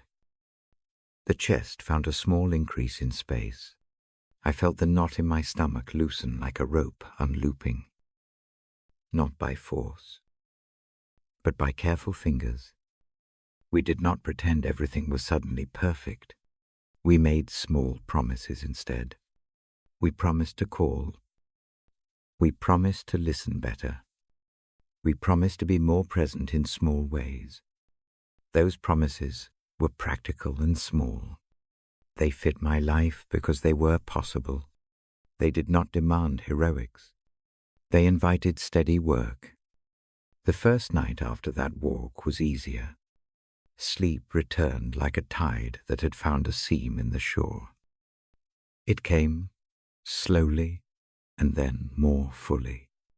The relief was not a grand celebration. It was a soft settling. I woke with a different light in the chest. Breakfast tasted better. My answers were kinder.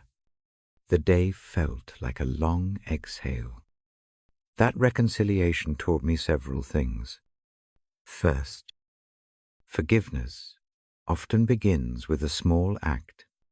It can be a note, a call, a choice to sit beside someone rather than avoid them.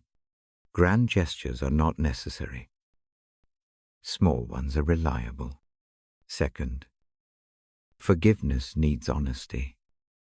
It is not a demand that the past be erased. It is an honest naming of what went wrong and a willingness to accept responsibility. Honesty opens a door that pride keeps shut. Third, grace meets the moment in human forms. The relief I felt was not mere sentiment. It was mercy at work through another person, willing to receive and to be received. The goodness that flowed in that meeting felt like a hand that steadied rather than a torch that condemned. Fourth, joy follows in small measures. It is not always loud. It looks like a cup of tea, tasted with attention. It looks like a phone call, answered without dread. It looks like the easy quiet of being in the same room again. I tell this story not to suggest an easy formula. Reconciliation is delicate. It can be messy. It can take time. Some relationships cannot be restored for many reasons. In those cases, forgiveness must work within a different shape. It may mean forgiving without rejoining. It may mean releasing the desire for reconciliation and holding dear the hope for peace within one's own heart. If reconciliation is possible, start tiny. Offer a small piece of truth. Ask for a meeting that feels safe. Bring patience as a practical tool. Listen more than speak.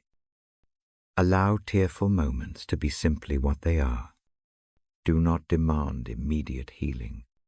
Small, consistent acts tend to build trust far better than dramatic efforts. If reconciliation is not possible, choose a ritual of letting go. I often take a folded scrap of paper and place the name of the hurt on it. Then I put the paper in a small bowl by the bedside. It is not ritual as magic. It is an outward act that helps the inward work. It is a signal that something is being handed over to care. In both situations, I pray quietly. Prayer is not an argument where I try to convince God that my plan is better. Prayer is a posture of letting go and letting in. I ask for the help to be kind. I ask for the courage to say what must be said. I ask for mercy to meet me. Often, the prayer is one sentence breathed slowly as I fall asleep. Grace shows up in these small things. Mercy meets the messy. The presence of God feels like a steady companion rather than a judge visiting with a ledger. That presence does not always change circumstances. It changes the shape of the human heart. That change makes small repair possible and makes joy a gentle practice, not a frantic search.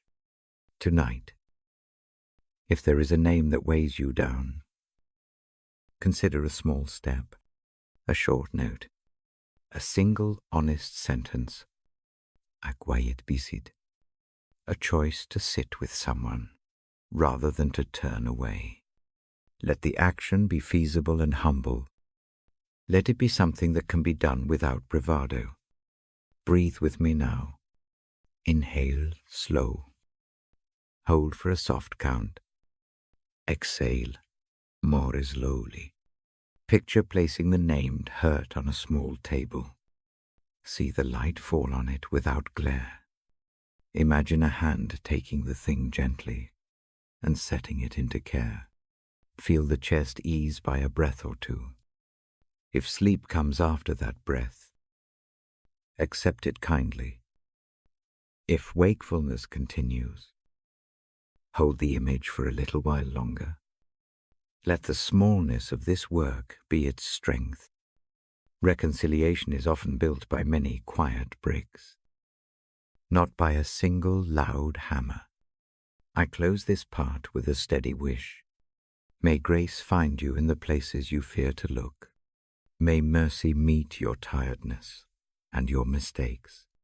May the relief of forgiveness come in small, true measures.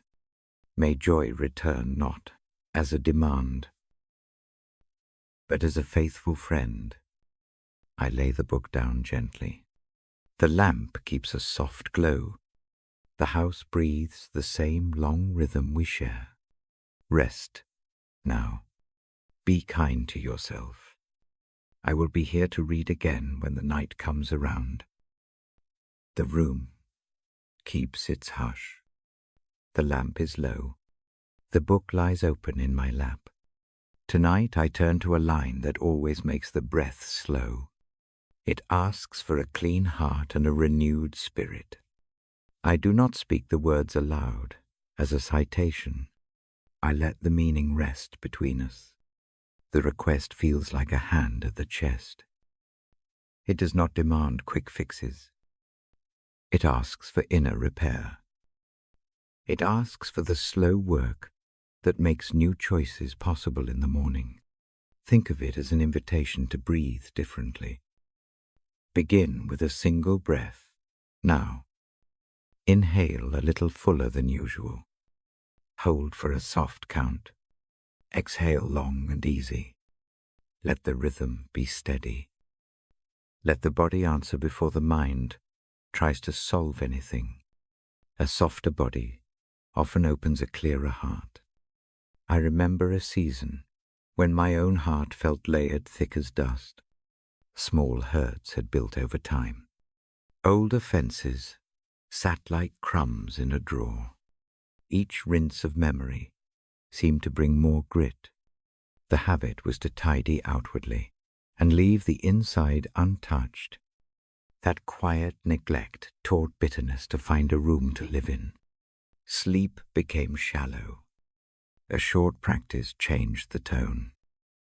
Not a dramatic act. A slow set of small moments. A single line chosen for night use. A gentle asking for newness. The words I use are simple. Make space for a clean heart. Renew a quiet spirit.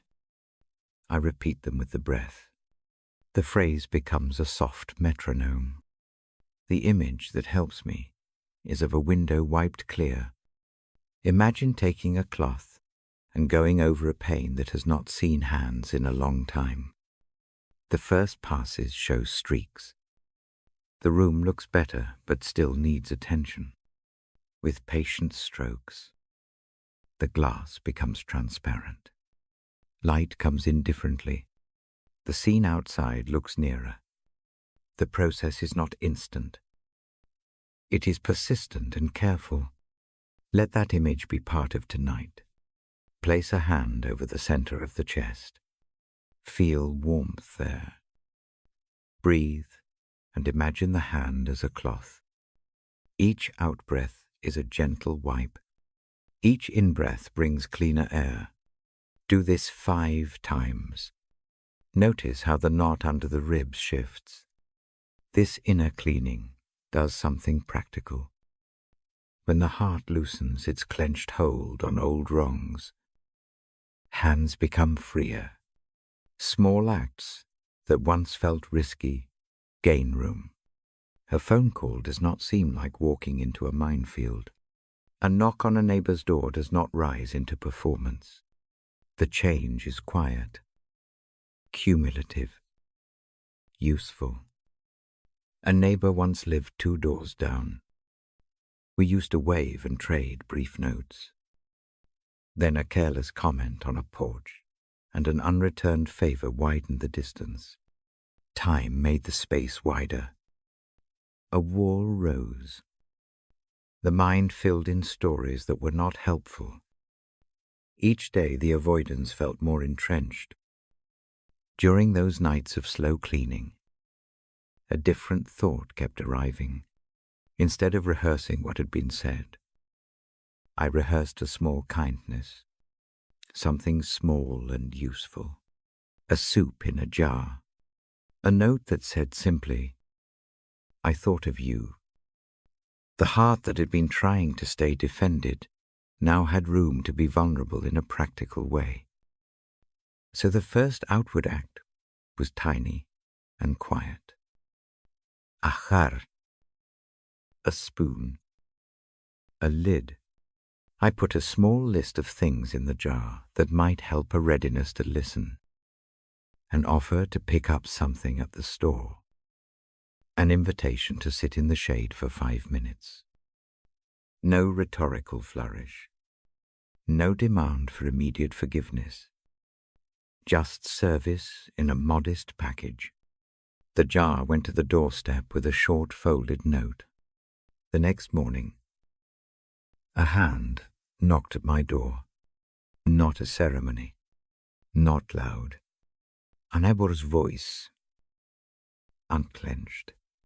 An exchange that felt ordinary. The wall had not shattered. The distance did not vanish. Stille. The tone shifted. A conversation that had been too risky became possible because the heart inside me had grown less like a locked trunk and more like a table where 2 cups could sit. I do not tell this story to give a formula. Each relationship holds its own story. Hard things sometimes need seasons longer than a jar or a note. The point is smaller. The inner renewal made an outward step feasible. The grace that made the change come did the work quietly, within. It softened the parts that needed softening so the hands could be brave in small ways. When the heart opens like that, forgiveness becomes less of a performance and more of a practical habit. Forgiveness begins with seeing. It begins with honest noticing of where the heart is still tight. It grows when a person chooses one small act to repair what can be repaired. These acts are not heroic. They are steady. They are human and simple. A nightly ritual supports such slow change. Choose one brief phrase to breathe with. Let it be no longer than a sentence. Let it sit with the in-breath at first. Let the exhale carry away one small tension. Repeat 3 times. Then sit in the quiet a little longer. Do not rush to analyze the effect. Allow the change to be cumulative. Another practical move is writing. A small scrap of paper can do surprising work. Name one thing that needs repair. Write a clear, modest offer. Fold the paper and set it near the bedside lamp. Sleeping with the intention close to the pillow makes the next morning softer. The mind will remember less in a panic and more in a plan. If mercy feels abstract, look for human mirrors of it. Sometimes a friend makes a cup of tea and stays. Sometimes a stranger returns a lost item without comment. These ordinary gestures reflect the larger grace that works quietly in hearts. Mercy often shows up wrapped in hands doing simple things. Remember this too, inner renewal does not erase memory or negate pain. A clean heart does not pretend wounds do not exist. It simply reorders them. The hurt remains a fact. The heart chooses to hold it differently. Holding differently allows the person to move forward without carrying every old shard in the pocket. Practices of confession help in this work. Confession here means naming truth gently, not a litany of self-attack. A quiet statement of where things went wrong, and a readiness to do one small restorative act. That honesty loosens pride. It invites repair. It creates a path where stubborn silence once lived. If guilt presses tonight, try this 3-step practice. Name the weight in one short phrase. Breathe with it 3 times. Then imagine placing the named weight into a small bowl by the bedside in the mind. Close the bowl gently. Sleep with it covered. Morning can then show what the next humble step will be.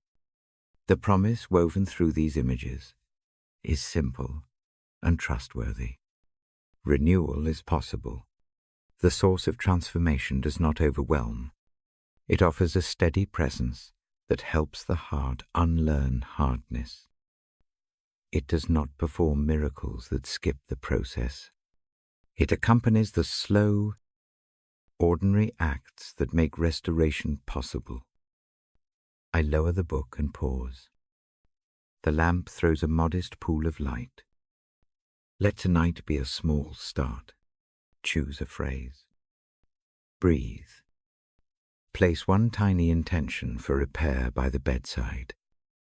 If reconciliation is possible, make a small, realistic offer in the morning. If not, continue the inner cleaning. Let the heart become more transparent to care. Before sleep, put a hand on the center of the chest. Breathe in with the image of a clean pane. Breathe out and imagine the cloth passing again. Repeat 3 times. Then rest. Trust that this slow work touches the small corners where bitterness hides. Trust that new choices will feel less frightening as the heart becomes lighter. I stay here in the hush a little longer. The room breathes alongside yours. Mercy moves in ways that are gentle and patient. The night is a helpful place for such work. Let the quiet do its work. I will be here again to read and to keep this steady posture with you.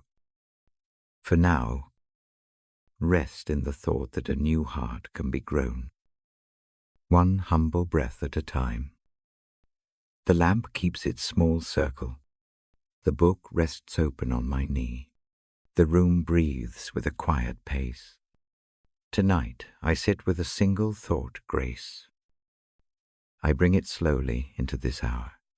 I do so not as a lecture, but as an invitation to rest. Grace arrives in gentle ways. It does not demand a long list of conditions. It comes like warm water poured over a cloth. The cloth softens. The edges that were stiff begin to give. This is the shape I mean when I speak of grace. It is a softening that does not require explanation. Some wounds are old and deep, others are recent and raw. Grace meets them all without hurry. It does not pretend that hurt did not happen. It does not rush to tidy the story. It sits with what is broken and makes room. The work is slow. The work is patient. Small things begin to shift. I remember a night when anger sat like a stone under the ribs. The mind replayed a harsh scene until the jaw locked. I opened the book and read a steady passage. I breathed with the lines. A warmth arrived that was not heat from the lamp. It felt like an easing around the stone. The edge of anger dulled a little. That dulling was mercy. That mercy is what I name grace. Grace can be felt physically. Place a hand on the heart. Breathe in. Breathe out. Imagine a slow tide washing over the chest. The tide does not take everything away. It simply moves the sharpest parts, so the surface becomes less jagged. Each exhale lets some small thing go. Each inhale brings a soft answer. The body listens first. The mind follows. When wounds are named, grace moves closer. Say the hurt silently. Do not try to explain it perfectly. Naming is a simple act of truth. It places what troubles in a place where it can be seen. I often fold the named hurt into a short line of paper. The paper sits beside the lamp. The act is small. It is practical. It helps the inner life stop spinning. Grace also mends in practical, human ways. A friend brings a cup of tea. A neighbor returns a borrowed item. A note arrives that says simply, "I was thinking of you." These small mercies are the hands that stitch a torn place. They do not rewrite history. They make the immediate space safer, gentle. Ordinary kindness is often the instrument by which grace becomes visible. I read the Bible in this hour because the words have a patient rhythm. The Psalms, in particular, offer lines that hold mercy plain and near. I do not argue theology tonight. I let the language itself be a balm. I read because words carried through many nights become a familiar tune. Familiar tunes settle a restless heart. Grace invites honesty without shame. If regret sits heavy, bring it near and say what you need to say in the quiet of your mind. Confession here is not a performance. It is a practical unburdening. It asks only for truth to be placed where it can be tended. When truth is placed there, a new kind of repair begins. Forgiveness and grace are close companions. Forgiveness does not mean forgetting. It means changing where the memory sits inside the chest. When I choose to forgive, a small room opens where joy can return later in the day. The choice is rarely grand. It is a series of small acts, a note written, a call made, a silence chosen instead of retaliation. These acts are seeds that grace waters. A simple practice helps me receive grace more often. It is short and repeatable. At night I choose one gentle phrase and breathe with it. The phrase is not clever. It might be 2 words. With each in-breath, hold the first part. With each out-breath, let the second part be a release. Do this 3 times. Then sit in the hush for a little while. Let the phrase do its quiet work. The practice costs nothing and asks only for a few breaths. Trusting grace can feel risky. The mind worries that letting go will mean losing control. A small experiment helps. Hand over one tiny thing before sleep. It might be a decision about a meal tomorrow, or a single email left unsent until morning. Place that thing in your mind's hands and let the rest stay out of reach for the night. See what changes. Often the small surrender makes the rest of the world less tense. Grace is not a quick fix for sorrow. It is a companion through sorrow. Picture a seamstress mending a torn coat. The seamstress does not erase the tear overnight. She stitches patiently, making careful knots. The coat becomes usable again. The seam remains visible. But the garment can be worn without the old fear of it coming apart. Grace mends in this patient, skilled way. Sometimes grace arrives through limits. A closed door can be a mercy. Saying no to one obligation can be a gift to the heart. The small refusal makes space for repair. Protect your night with clear edges. Turn off devices. Close the door to urgent noise. Let the silence be a container in which grace can move. Tenderness accompanies grace. Imagine an ointment being spread on a sore place. The ointment cools and softens. There is relief in that cooling. Let a similar tenderness touch your thoughts. Speak kindly to yourself. Return to the habit of small mercies toward your own failings. Self-compassion is not indulgence. It is a necessary soil in which patience grows. Grace inspires peace. That peace is not always dramatic. It arrives as a small steadiness in the spine. It shows up as a gentler voice at the breakfast table. It affects the way one replies to a text. The change is practical and ordinary. Peace reshapes many small edges of life rather than overturning everything at once. If rest does not come easily, bring an image of mending to the bedside. Picture a hand-weaving thread through fabric.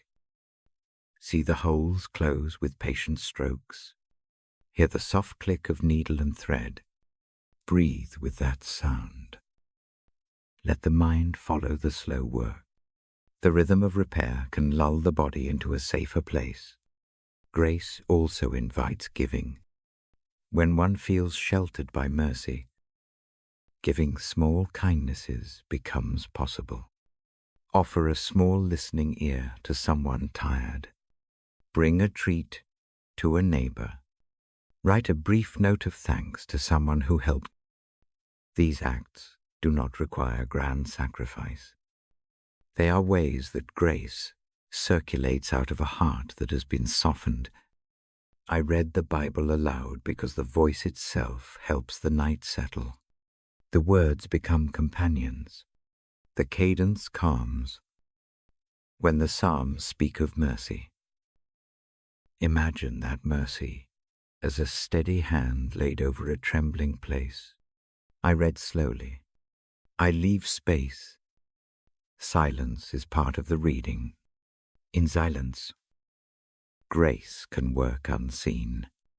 If pain comes back through the night, do not be harsh with yourself. Return to the simple practices. Breathe with the chosen phrase. Place the named hurt on the small piece of paper again in the mind. Feel the warmth of a hand at the shoulder. Imagined or remembered, these small acts repeat the invitation to rest in mercy. There is one practical ritual I offer before closing tonight.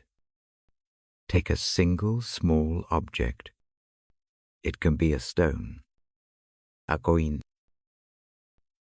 or a folded scrap of paper. Place it in the hand. Breathe in slowly. As you exhale, imagine the object absorbing one particular worry. Do this twice more. Then set the object on the bedside table. Leave it there. Let sleep carry the rest. Grace often works through community, if it feels right. Share a short word of thanks with someone in the morning. The exchange does not have to be long. A small acknowledgement of mercy passed between people builds a pattern of gentle living. The habit of noticing kindness trains eyes to see grace more often. Before I close, I name one tender truth. Grace is given, not earned. Receiving it is a practice. It asks for open hands more than clever words. It asks for willingness to be tended. Tonight, choose to be tended in some small way. Let the night do its slow work. I slow my voice now. The lamp keeps its glow. The book settles in my lap. Rest here for a moment. Breathe once more with the phrase, "You have chosen." Lay a hand on the chest if it helps. Let the breath move like a tide.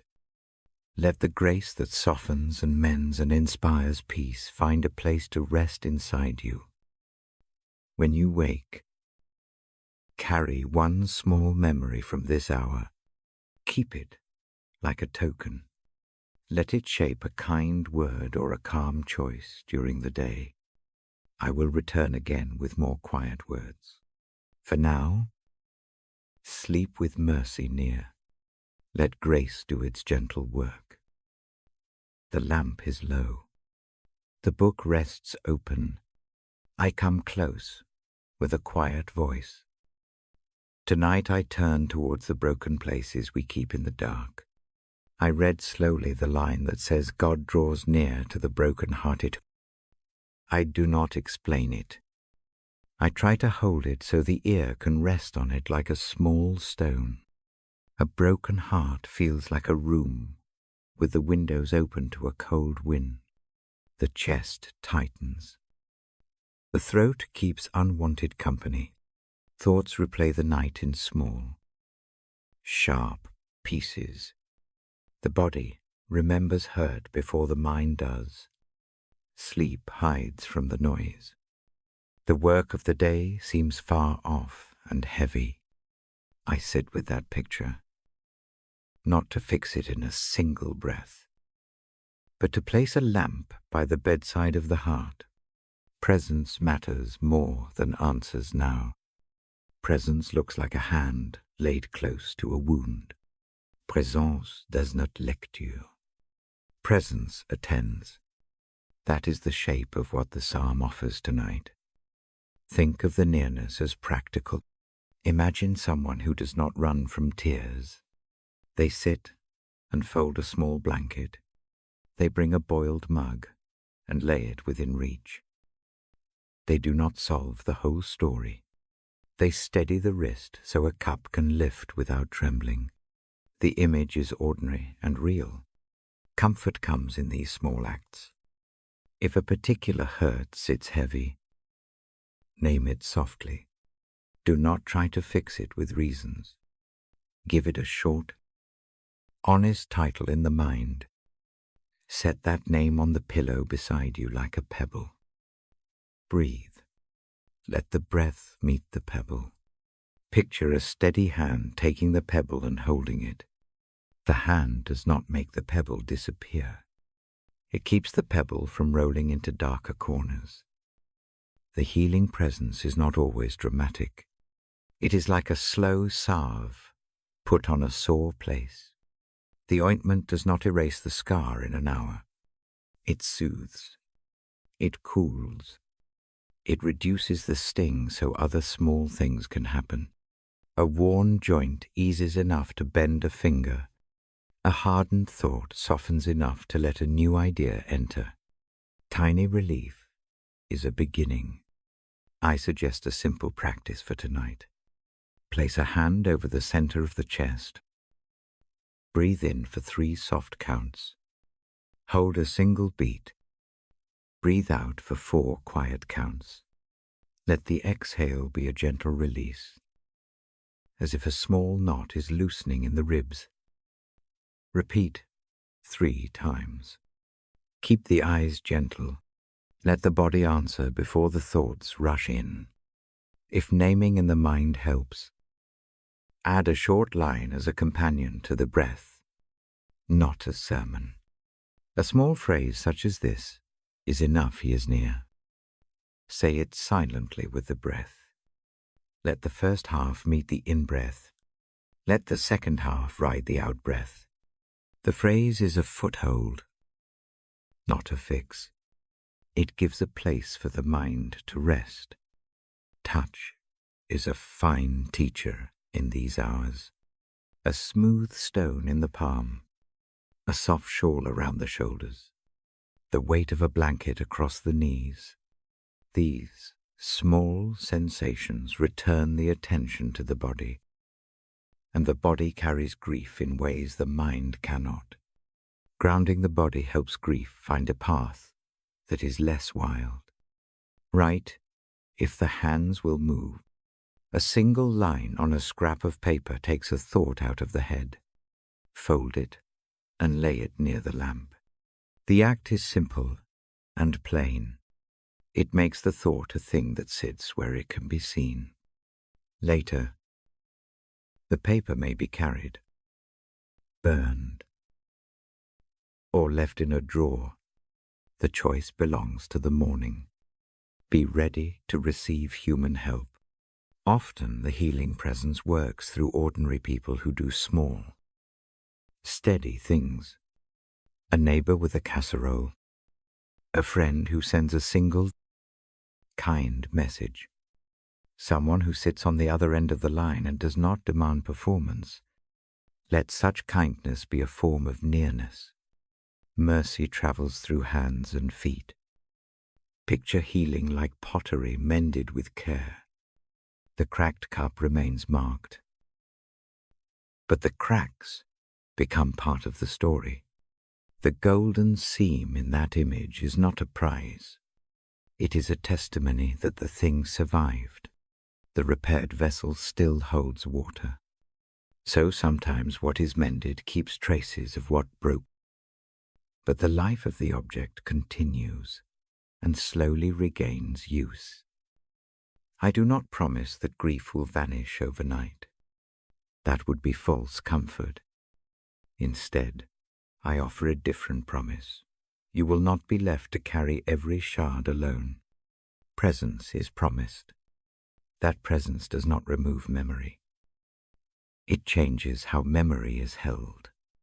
A hand, tucked under the shoulder, eases the load a little. Breathe with that thought. When the heart is raw, small acts count. Offer yourself a warm drink. Eat a simple bowl of something nourishing. Turn off the harsh lights. Pull a soft scarf over the shoulders. These are not cures. They are care. The body notices and lets the mind follow in time. Mercy often begins with tending. There is a place for prayer that is gentle and plain. Prayer in this hour can be a quiet handing over rather than a speech. It can be an inward motion. This hurts. Help me carry it. If formality feels heavy, pray like a child naming a need to a safe adult. The act of naming and handing over weighs less heavily on the chest than holding it alone. If forgiveness is tangled in the wound, do not rush it. Forgiveness and healing, often separate in time. It may not be possible or safe to forgive. Yet, that does not prevent the nearness of help. Allow the body to receive calm even while the mind keeps careful boundaries. Healing honors boundaries as much as it invites opening. Let the Psalms be a companion rather than a manual. I read the lines slowly. I paused to let the silence hold the weight of a thought. The cadence of reading itself can settle things. A steady voice is a small raft on a choppy sea. If sleep follows, the voice becomes the last thing heard. If wakefulness remains, the voice is a friend to accompany the hours. I bring another image, a healer tending a garden. The gardener does not pull every weed at once. They pull one root, water a patch, place new soil where it is needed. Healing is like that. It is patient. It is attentive. The steady gardener watches seasons. Sudas mercy. It returns, bringing the right tool at the right time. If memories press in the night, try to give them a place. Imagine each memory as a card placed on a table. Some cards show old wounds. Some show small joys. Arrange them with no haste. Take one card and look at it for a breath, then put it back. The exercise declutters the mind, so each memory sits where it belongs and does not overwhelm the whole table. Community is a quiet medicine. When one heart is broken, a small, steady circle of people who do not demand explanations is healing. They make ordinary offers, a walk, a short visit, a shared cup. If reaching out feels hard, Ask for one small thing. Allow the burden to be carried in small increments. Sleep is not a failure of faith. It is mercy for the body and mind. When the night resists, hold the simple practice of breath and a named phrase. He is near to the broken. Use those words as a chair to sit in until the eyes grow heavy. Let the body lead into rest. That kind of surrender is work too. It is holy in its smallness. I will read a short passage now. Slowly, with long pauses, I let the lines be a lantern for the heart. I do not hurry. I do not fill the silence. The stillness is part of the medicine. Let the sound of the voice be like a hand that keeps its place at the edge of the wound. When morning comes, be gentle with the first steps. Stretch slowly. Drink water. Offer a short, practical plan for the day that does not demand heroics. Healing often proceeds in small, manageable actions. Tiny progress accumulates.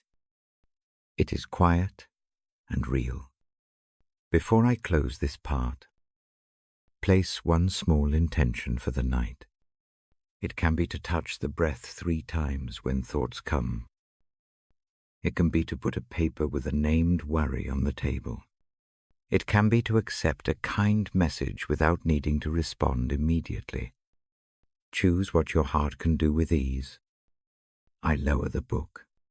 The lamp throws a small, steady circle. The house keeps its slow breath. Let the thought that the Lord is near to the broken-hearted be a gentle fact you can return to in the dark. Let it sit like a warm hand. Let it steady the next small step. I stay a little while in the hush. If sleep comes, go with it without guilt. If wakefulness remains, keep the breath and the soft phrase. Mercy is near. Healing comes slowly and kindly. I will be here again to read and to keep vigil with the words, for now. Rest where the presence holds you. I settle the book in my lap and lower my voice until it becomes a quiet room itself. The lamp casts a small pool of light. The rest of the house breathes slowly. Tonight I will speak a short prayer for peace and healing before I read a line that has helped many nights. Let the words be simple.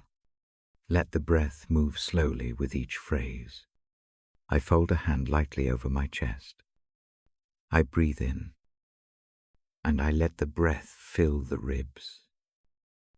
I breathe out long and gentle. One more breath like that, steady and calm. The body answers before thought rushes. The chest loosens a little. The jaw softens.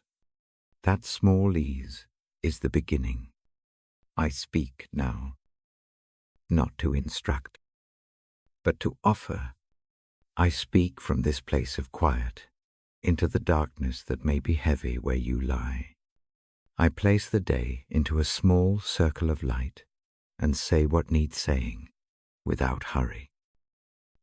O God of quiet evenings, I come with a voice that does not press. I bring the small aches of tonight, the list that will not stop turning, the names that sit like stones on the bedside. I do not put the whole world on your knee. I give one small burden at a time. Please hold it with gentleness. Give rest that is real. Let the muscles unwind where they are knotted.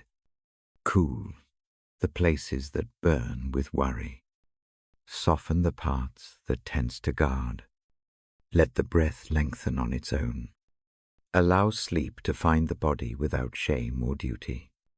If sleep does not come, Let rest come in its stead, a calm mind, quieted thinking, the peace of simply being held for a while. Bring healing, gentle and patient. Touch what aches with a steady hand. Mend what is frayed. If a wound is present in the body, soothe it. If a wound is present in the heart, do not leave it alone. Let repair happen in small measures, an easing of pain. Et in a moment, a small courage to call for help tomorrow, where memory is raw. Bring a balm that cools the burning and makes space for gentler images. I ask for mercy where blame keeps a light on all night. Mercy that loosens shame without excusing what needs change. Mercy that opens the chest enough for forgiveness to begin, whether toward another or oneself. If anger sits heavy, let it be seen and then given a shape that can be carried into the dawn without destroying the night. Protect through the dark hours. Keep watch where fear wakes the heart. Let the mind not build enemies out of shadows. Place a steady presence near the bedside. Close as a hand on the shoulder. Keep the body in its home. Keep the mind from spiraling into the far places of worry. Let the night be a harbor, not a battlefield. Comfort those whose nights are lonelier than this room. Bring a neighbor close in small ways, a call that comes, a knock that does not demand, a food left quietly on a porch. Send help as small human mercy stitched into the ordinary if someone listens in another place tonight. Meet them with the same tenderness. Let business of the day be small at this hour. I lay a soft request for clarity tomorrow. When morning asks for attention, give a light that is just enough for the next step.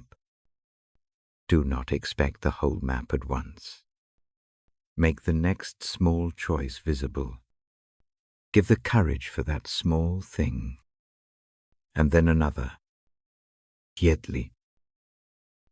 As the day unfolds, if regret needs attention, let it have it without condemnation. Teach the hands to let go one small thing at a time. If a wrong needs repair, guide a gentle will toward one humble action in the morning. Help not with blame, but with wise, patient steps toward mending what is possible. I close this small prayer with gratitude that is not loud, but steady.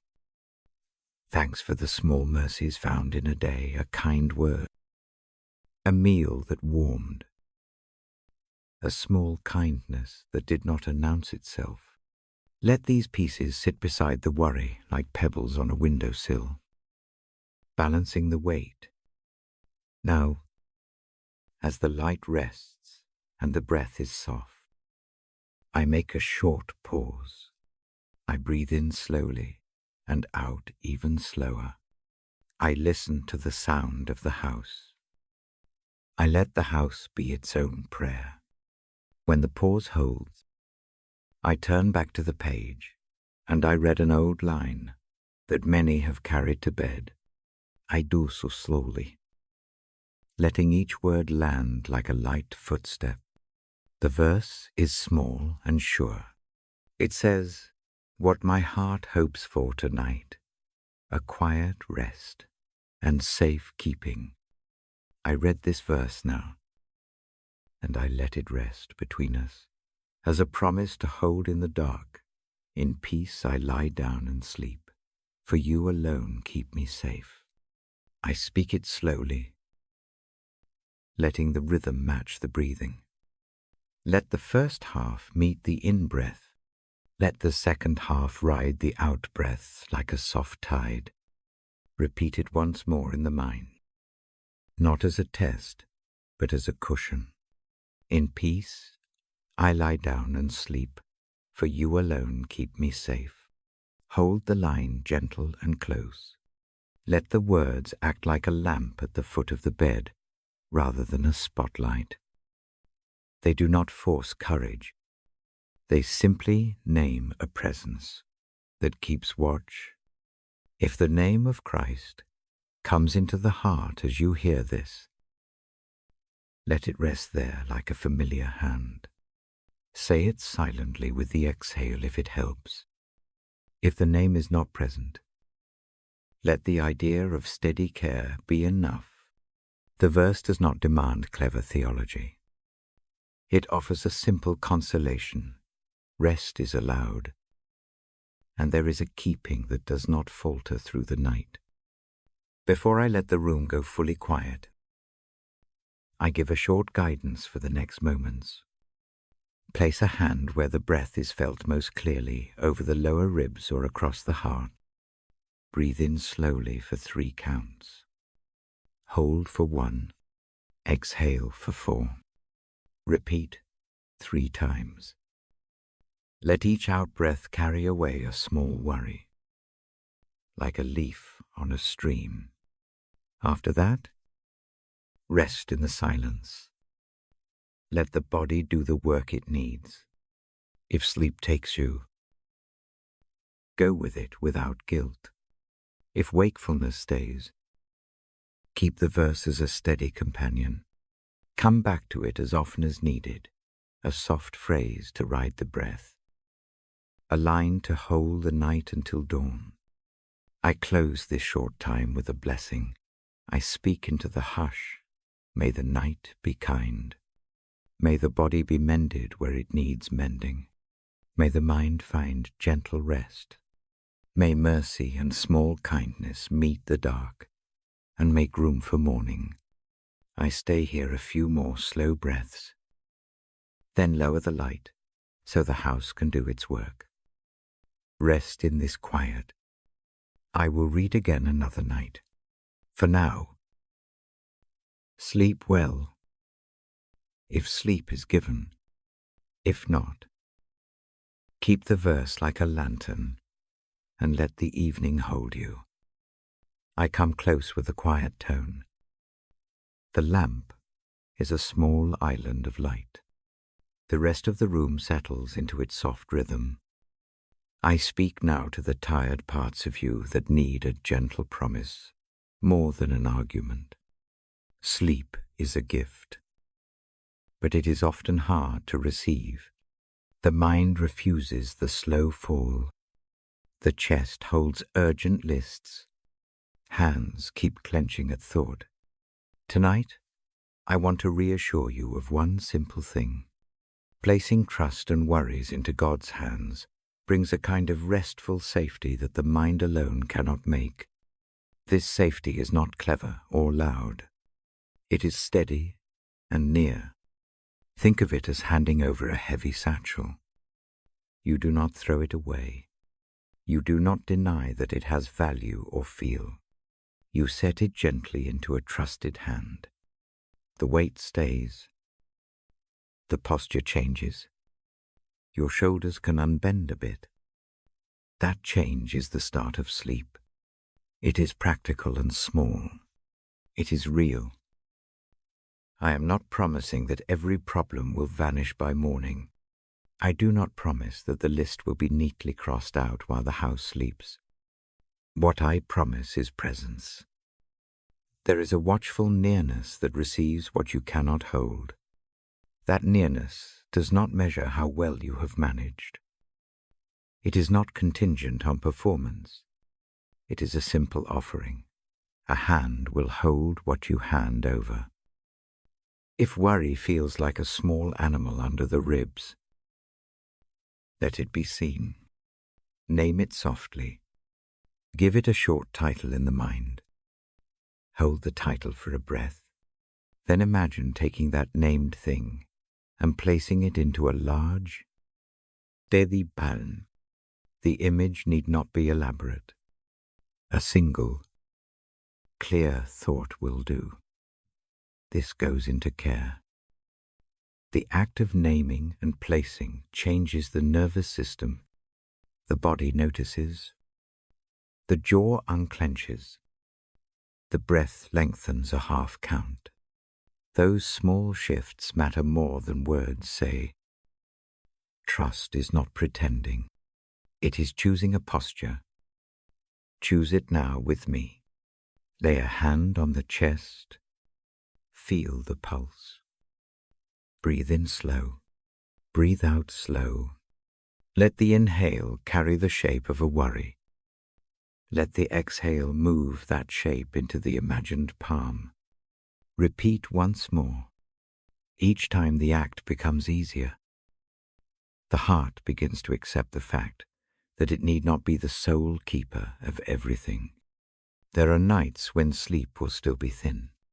That is okay. The aim tonight is not to demand sleep as proof of faith. The aim is to rest into the truth that you are not alone with the trouble. Rest can be a kind companion to wakefulness. Even a calme. A wake body heals more readily than one in a frantic loop.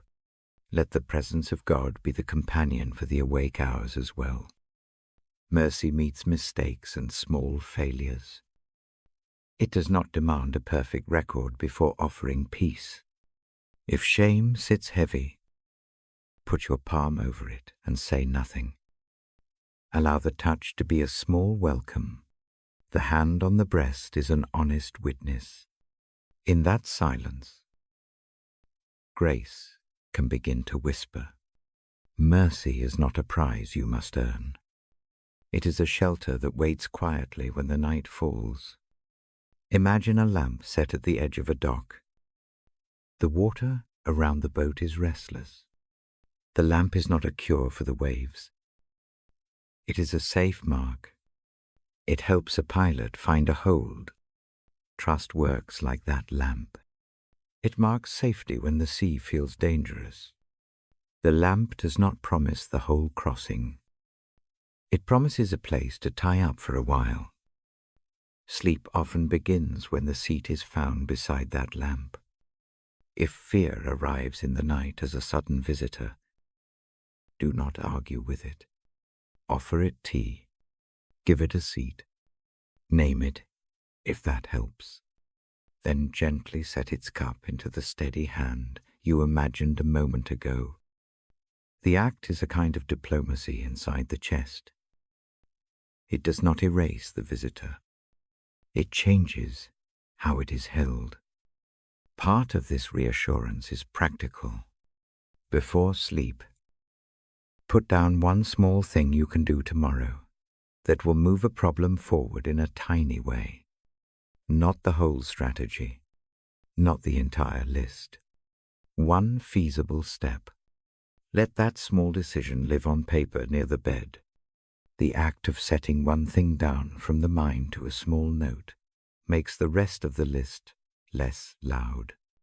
It is a way of cooperating with the steady hands that hold worry.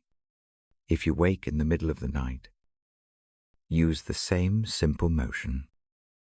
A brief breath, a short name. Place the thought where it belongs for the hours of darkness. You are practicing a habit.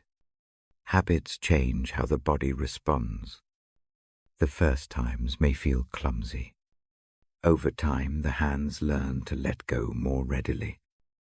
I speak as the one who reads scripture before you sleep. The words I read are not tests. They are companions. They remind us that trust is not a solo act. When ancient voices speak of keeping and watching, they are pointing to a reality that bolsters our human frailty. The promise there is practical care, accompanies the night. That is enough to steady a tired mind. Do not expect a dramatic light shift the first night. Often the night yields small mercies first. A longer breath, a softer jour, a dream that is less violent. A morning where the first cup of coffee tastes less like obligation and more like small enjoyment. These are the quiet returns of the practice of handing over. If guilt presses and the inner critic keeps recircling, try a small trick. Picture the critic as a small, persistent bird tapping at the window. A hand opens the window a sliver and sets a small bowl of food just outside. The bird goes for what it needs for a while and ceases the tapping. You are not banishing the critic. You are meeting it in a way that does not take over the house. That is mercy in motion. Sometimes people worry that trusting will make them passive. The opposite is true. Trust frees the hands to act where they can be useful. When the mind is less frantic, decision-making becomes clearer. Energy returns for concrete tasks. Trust is not a call to abandon responsibility. It is a reallocation of energy. Give the heavy things to hands that can carry them, and use your hands for the work that remains before you. If the name of Christ fits in your heart, let it rest there as a familiar hand. If the name does not feel present, still allow the image of a steady presence. The specifics are less important than the posture. The practice is what matters. Receiving care is the work of the night, whether by a name or by a gentle image. Before I close this part of the reading, take a moment with me. Place the hand where breath is felt best. Choose one worry. Name it in a few words. Breathe in and let the worry ride the inhale. Breathe out and imagine placing it into an available hand. Repeat 2 more times. Notice any small change in the shoulders, the jaw, the belly. Resting into this small practice is not a failure. If sleep still does not come, the calm that follows the handing over is a form of rest. Allow the body to receive it. Let the mind know that it has done a simple and honest thing. You have placed what you cannot carry alone into care. You have not abandoned reality. You have taken a practical step toward peace. I will remain in the hush for a little while. My voice will grow softer and then quiet. If your eyes close, welcome that sleep as a friend. If wakefulness stays, receive the night as another room for practice. Keep the image of the steady hand near. Let it be a lamp for the hours until morning light. When you are ready, make one small choice for the night. Put the lamp on low. Lay a short note beside the bed with the single task for tomorrow. Place your hand over the chest and give the named worry into the imagined hold. Breathe 3 slow breaths. Rest into the fact of being kept. I will read again in a little while. For now, be sure of this: placing your worries into care brings an honest, practical peace. Sleep often follows that peace. And if it does not, the night still becomes a safer place to be. Let the steady presence do the holding. Let your hands learn to let go. The night is long enough to receive mercy. The lamp keeps its small circle. The book rests in my hands. Tonight, I bring one more quiet practice before we close this hour. It is simple. It is humble. It asks only for a soft attention.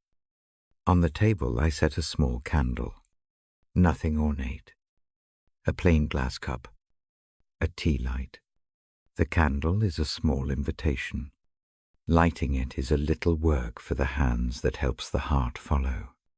When the match touches the wick, the flame kindles without hurry. The room grows a degree warmer in the eye. The light is not bright.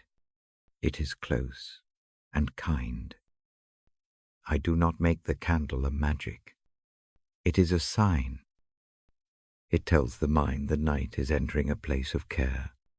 The flame stands for the kind of light that escorts the weary. It does not glare. It does not demand proof. It simply shows a spot where gentleness lives.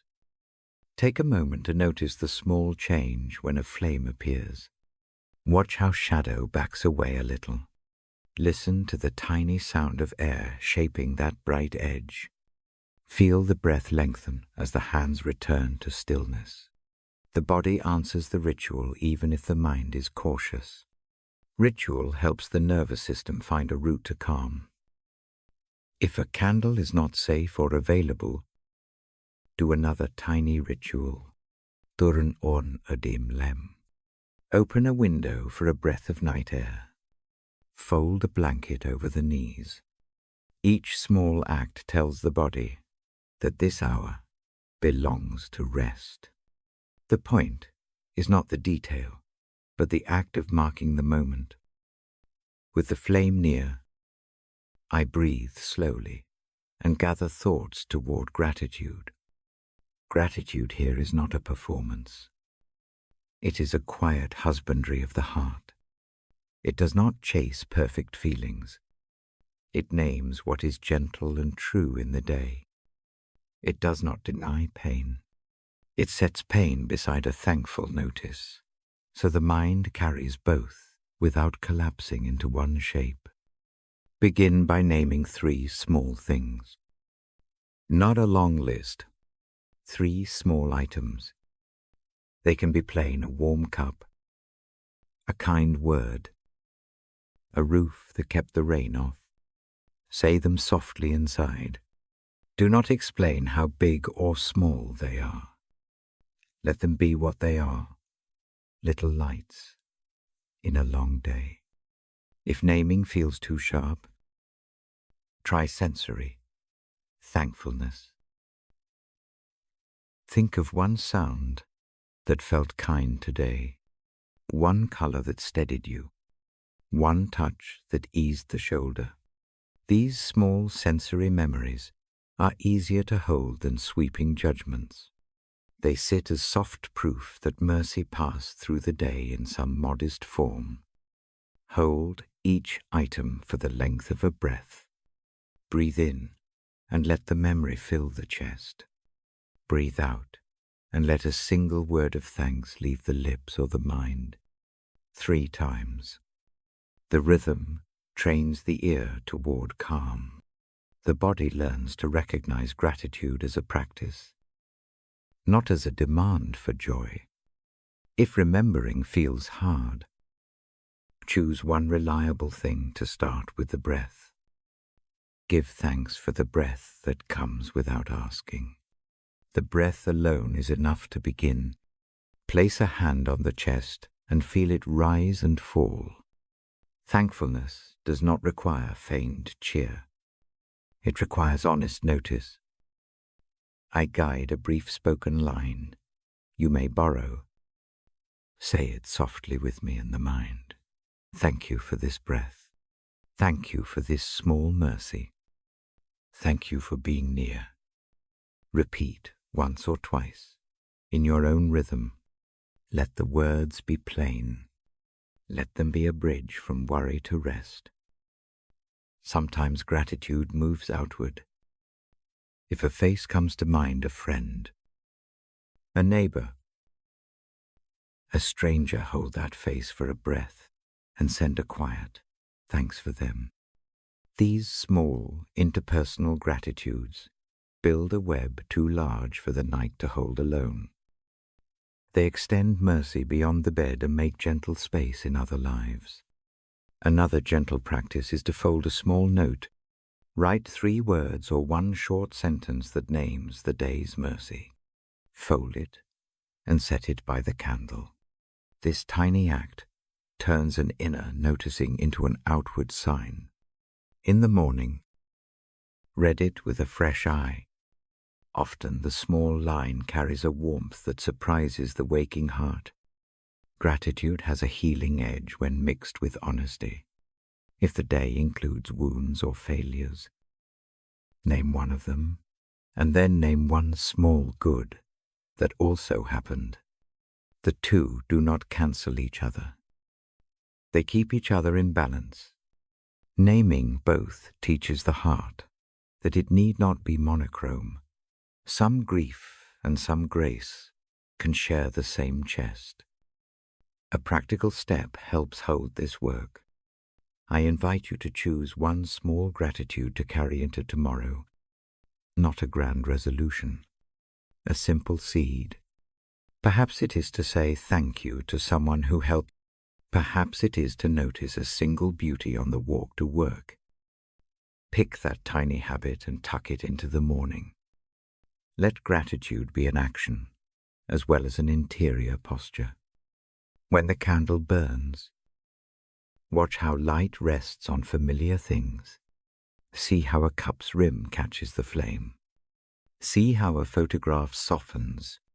Let these small scenes stand as claims against the heavier stories. Each lit edge is a marker.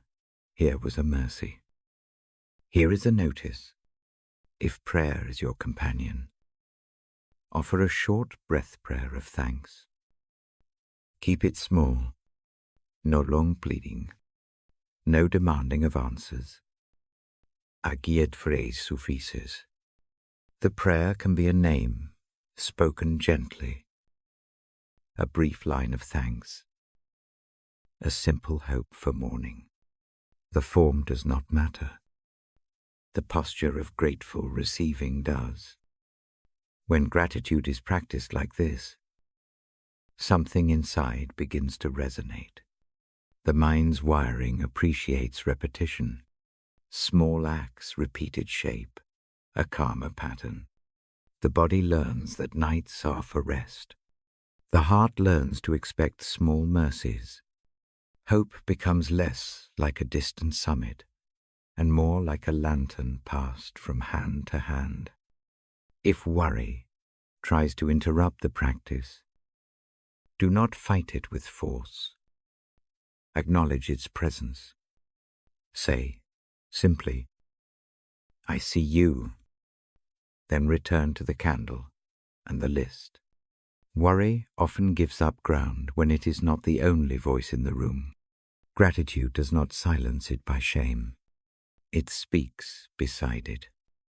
I sometimes end the day with a short thanksgiving.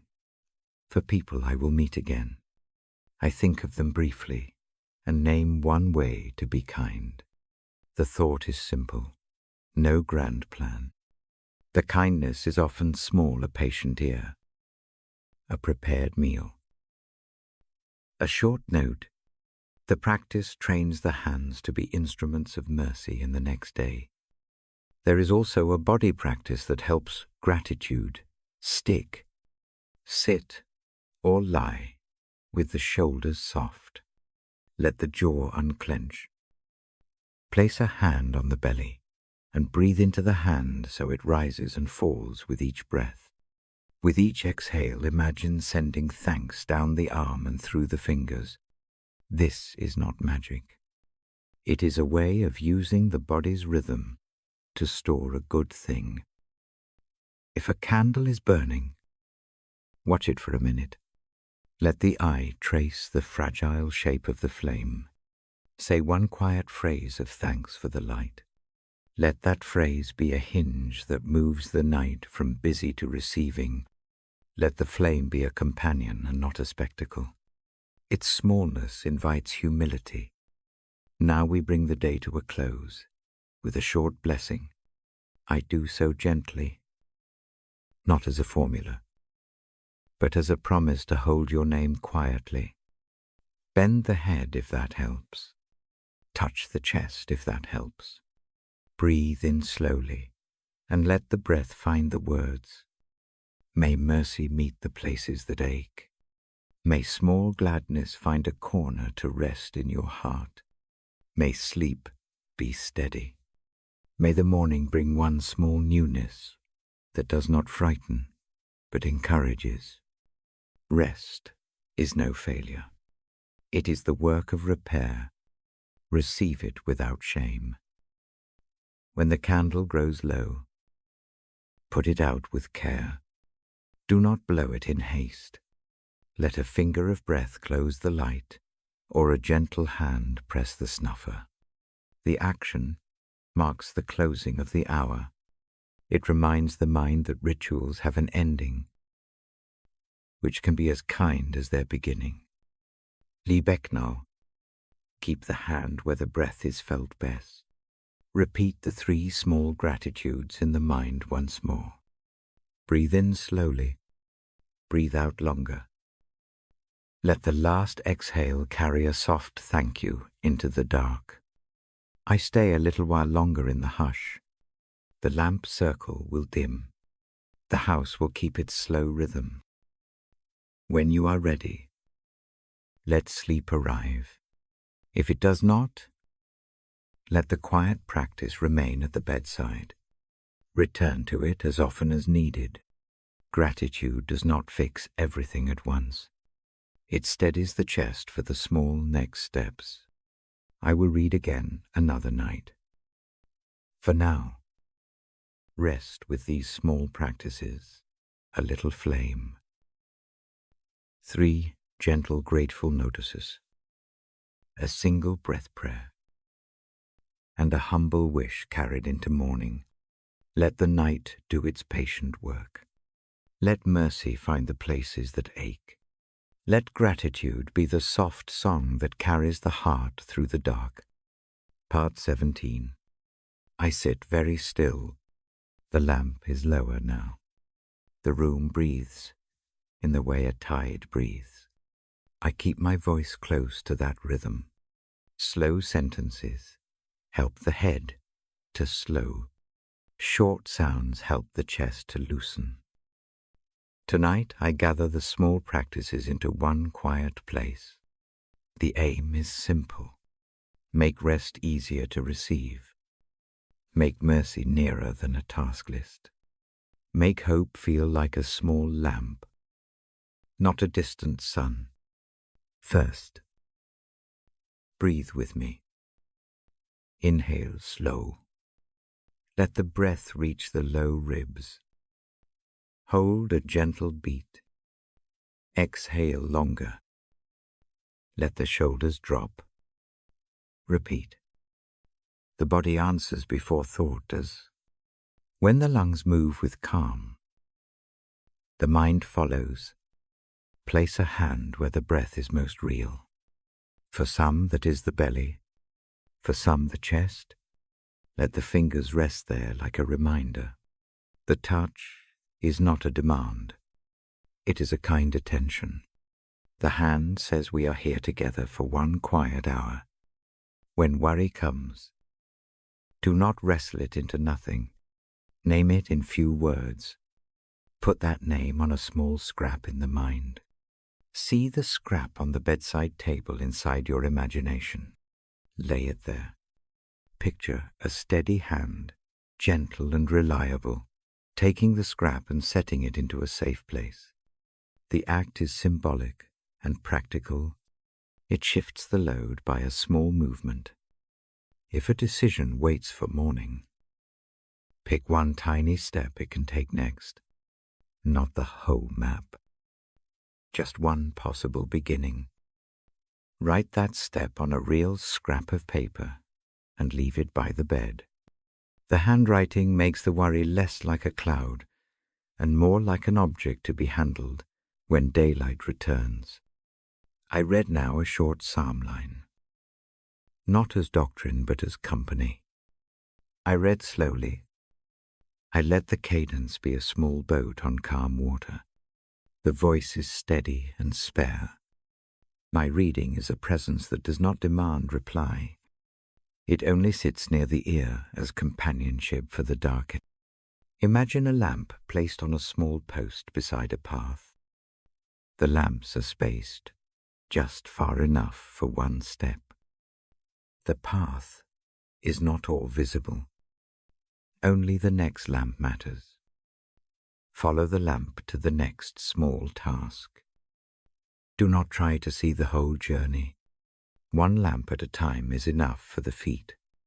When grief presses, be patient with the body.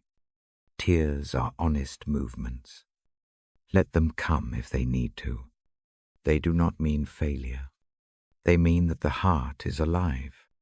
After the tears, return to one gentle act, a warm drink, a soft cloth, a slow breath.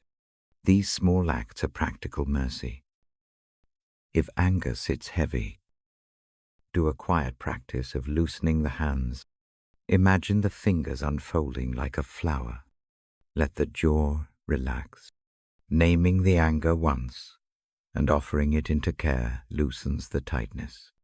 Forgiveness does not have to be immediate. A small release is enough for tonight. I invite a short habit for the wakeful hour. Choose one quiet phrase to carry with the breath. It might be a simple promise you are not alone. Let the first half sit on the inhale. Let the second half ride the exhale. Repeat twice. Use the phrase as a small anchor when the mind pulls at the night's edges. Light a tiny candle if it helps. Watch the flame not as a spectacle, but as a friend. Notice how shadows relax their edges in the flame's presence. If a candle is not possible, make a soft circle of light with a dim lamp. The light signals the brain that this hour differs from the busy parts of the day. Ritual matters because bodies learn rhythms. If there are names you wish to hold in prayer, think of one or two of them now. Picture each face for a single breath. Offer a short, unconditional wish for them. Do not try to fix their stories. Let the wish be small and simple peace for their night, ease for their body. A fresh morning where small good things can happen. Prepare practical edges. A glass of water reachable without climbing. A light that turns easily. The phone set to quiet. These small arrangements are not fuss. They are kindness. They make the night less likely to be shattered by sudden needs. A modest plan creates real calm. I encourage a tiny letter habit. Keep a folded scrap and a pen by the bed. When a thought that must be kept emerges, write 2 lines. Not long, not clever, just the thought. Fold it and leave it. The act of switching a thought from the head to paper often frees the chest. In the morning you may see it differently. Tonight the paper is a receptacle. If the body is stiff, stretch slowly. Reach arms above the head. Let the back arc softly. Roll the shoulders like a slow windmill. Move gently. Movement releases tension without demanding a performance. The body prefers gradual change. Give it that pace. I tell a short story from my own nights. When worry used to dominate, I learned the usefulness of a small, practical promise for the morning. One night I wrote a note call, a friend about one small favor. I folded it and set it by the lamp. Morning came less noisy, because a fragment of the problem already had a place to live. The night felt less like a battleground, and more like a pause. Use music if it helps, a single quiet hymn, a soft instrumental, a simple melody hummed under the breath. Keep it low. Let the ear find a gentle rhythm. Music has a way of telling the body, now the day's work is done. The nervous system listens to tone as much as to meaning. If faith feels fragile, do not force an argument. Receive what comforts instead. A short name Christ. Lord. Companion might come to mind. Let it rest like a soft hand. If the name does not fit, hold the idea of steady care.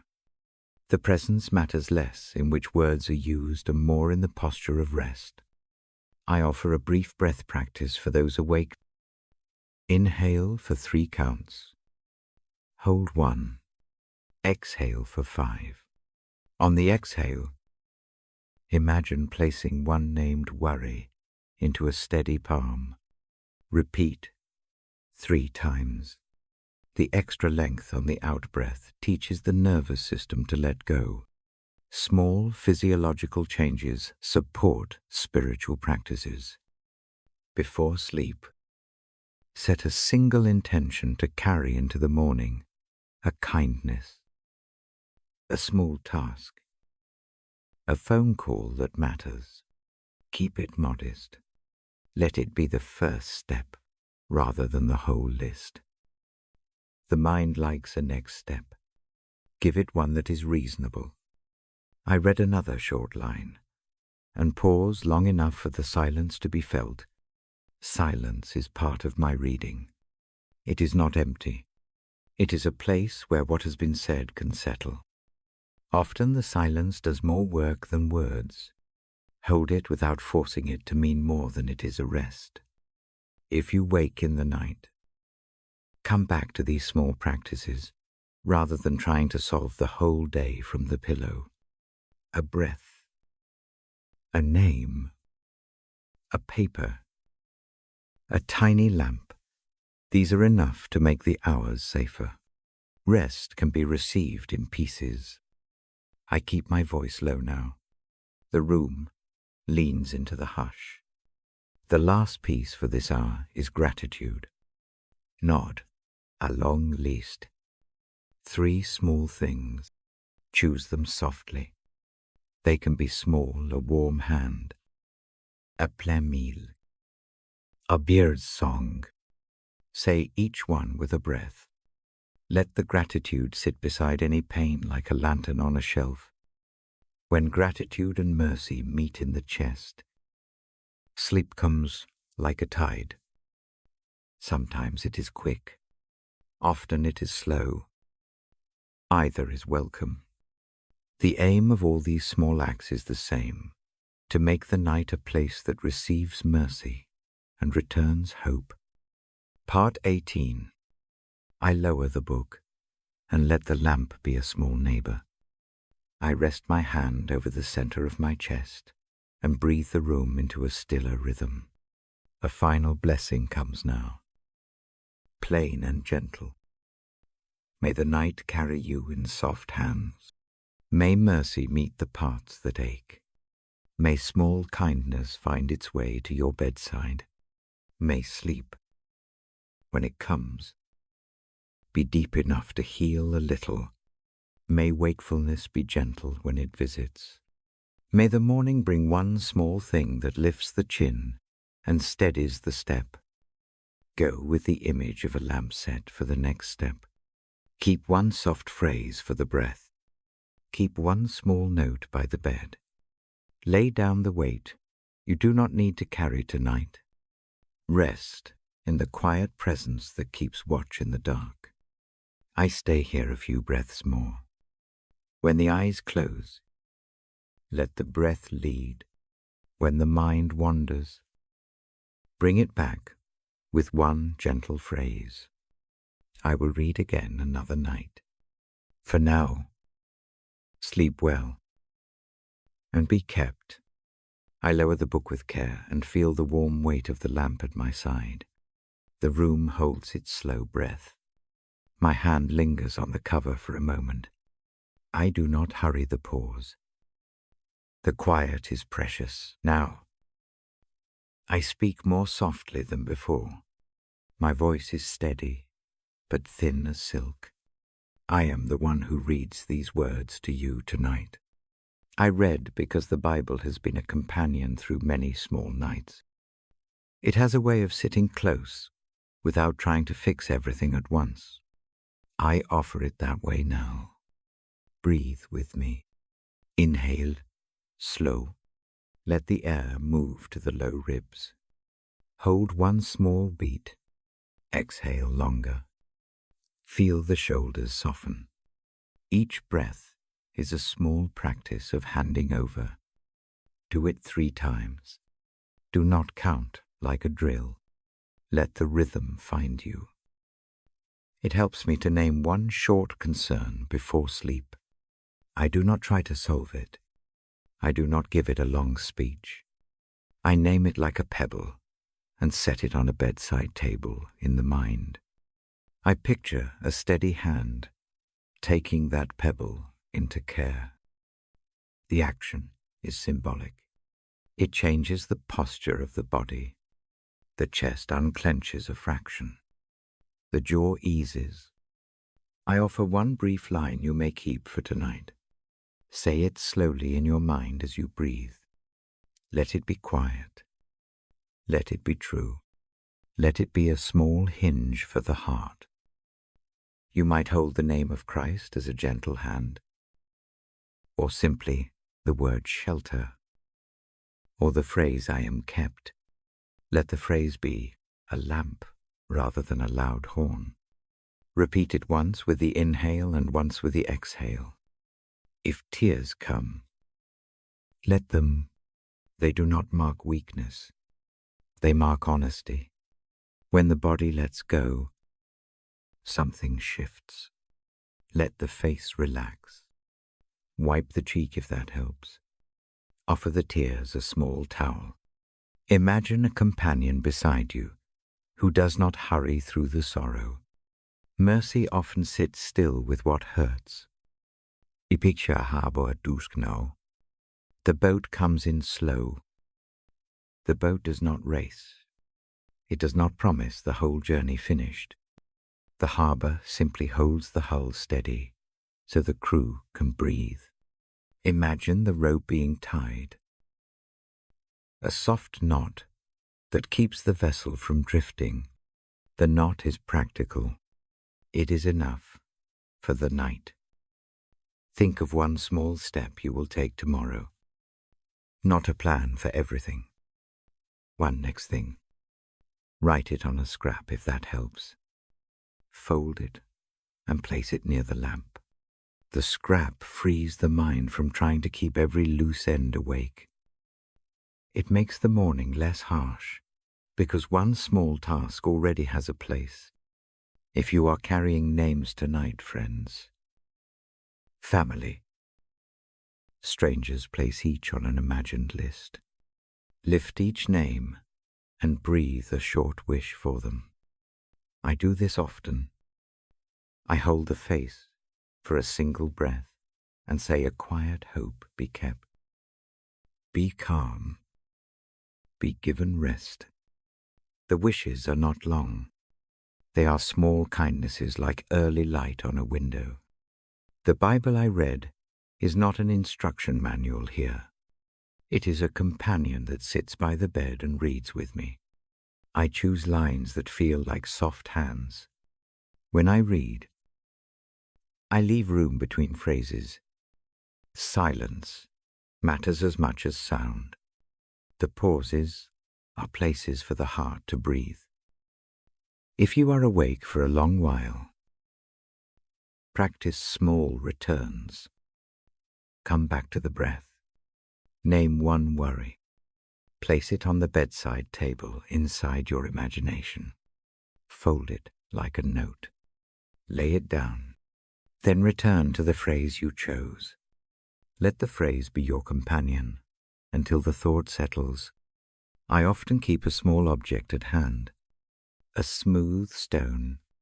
A worn coin. A little scrap of cloth. Touching such a thing anchors the attention away from the head and into the body. The fingers remember texture. The body remembers safety. If you like, find one small object now and hold it lightly. Light the lamp in your mind when darkness feels too large.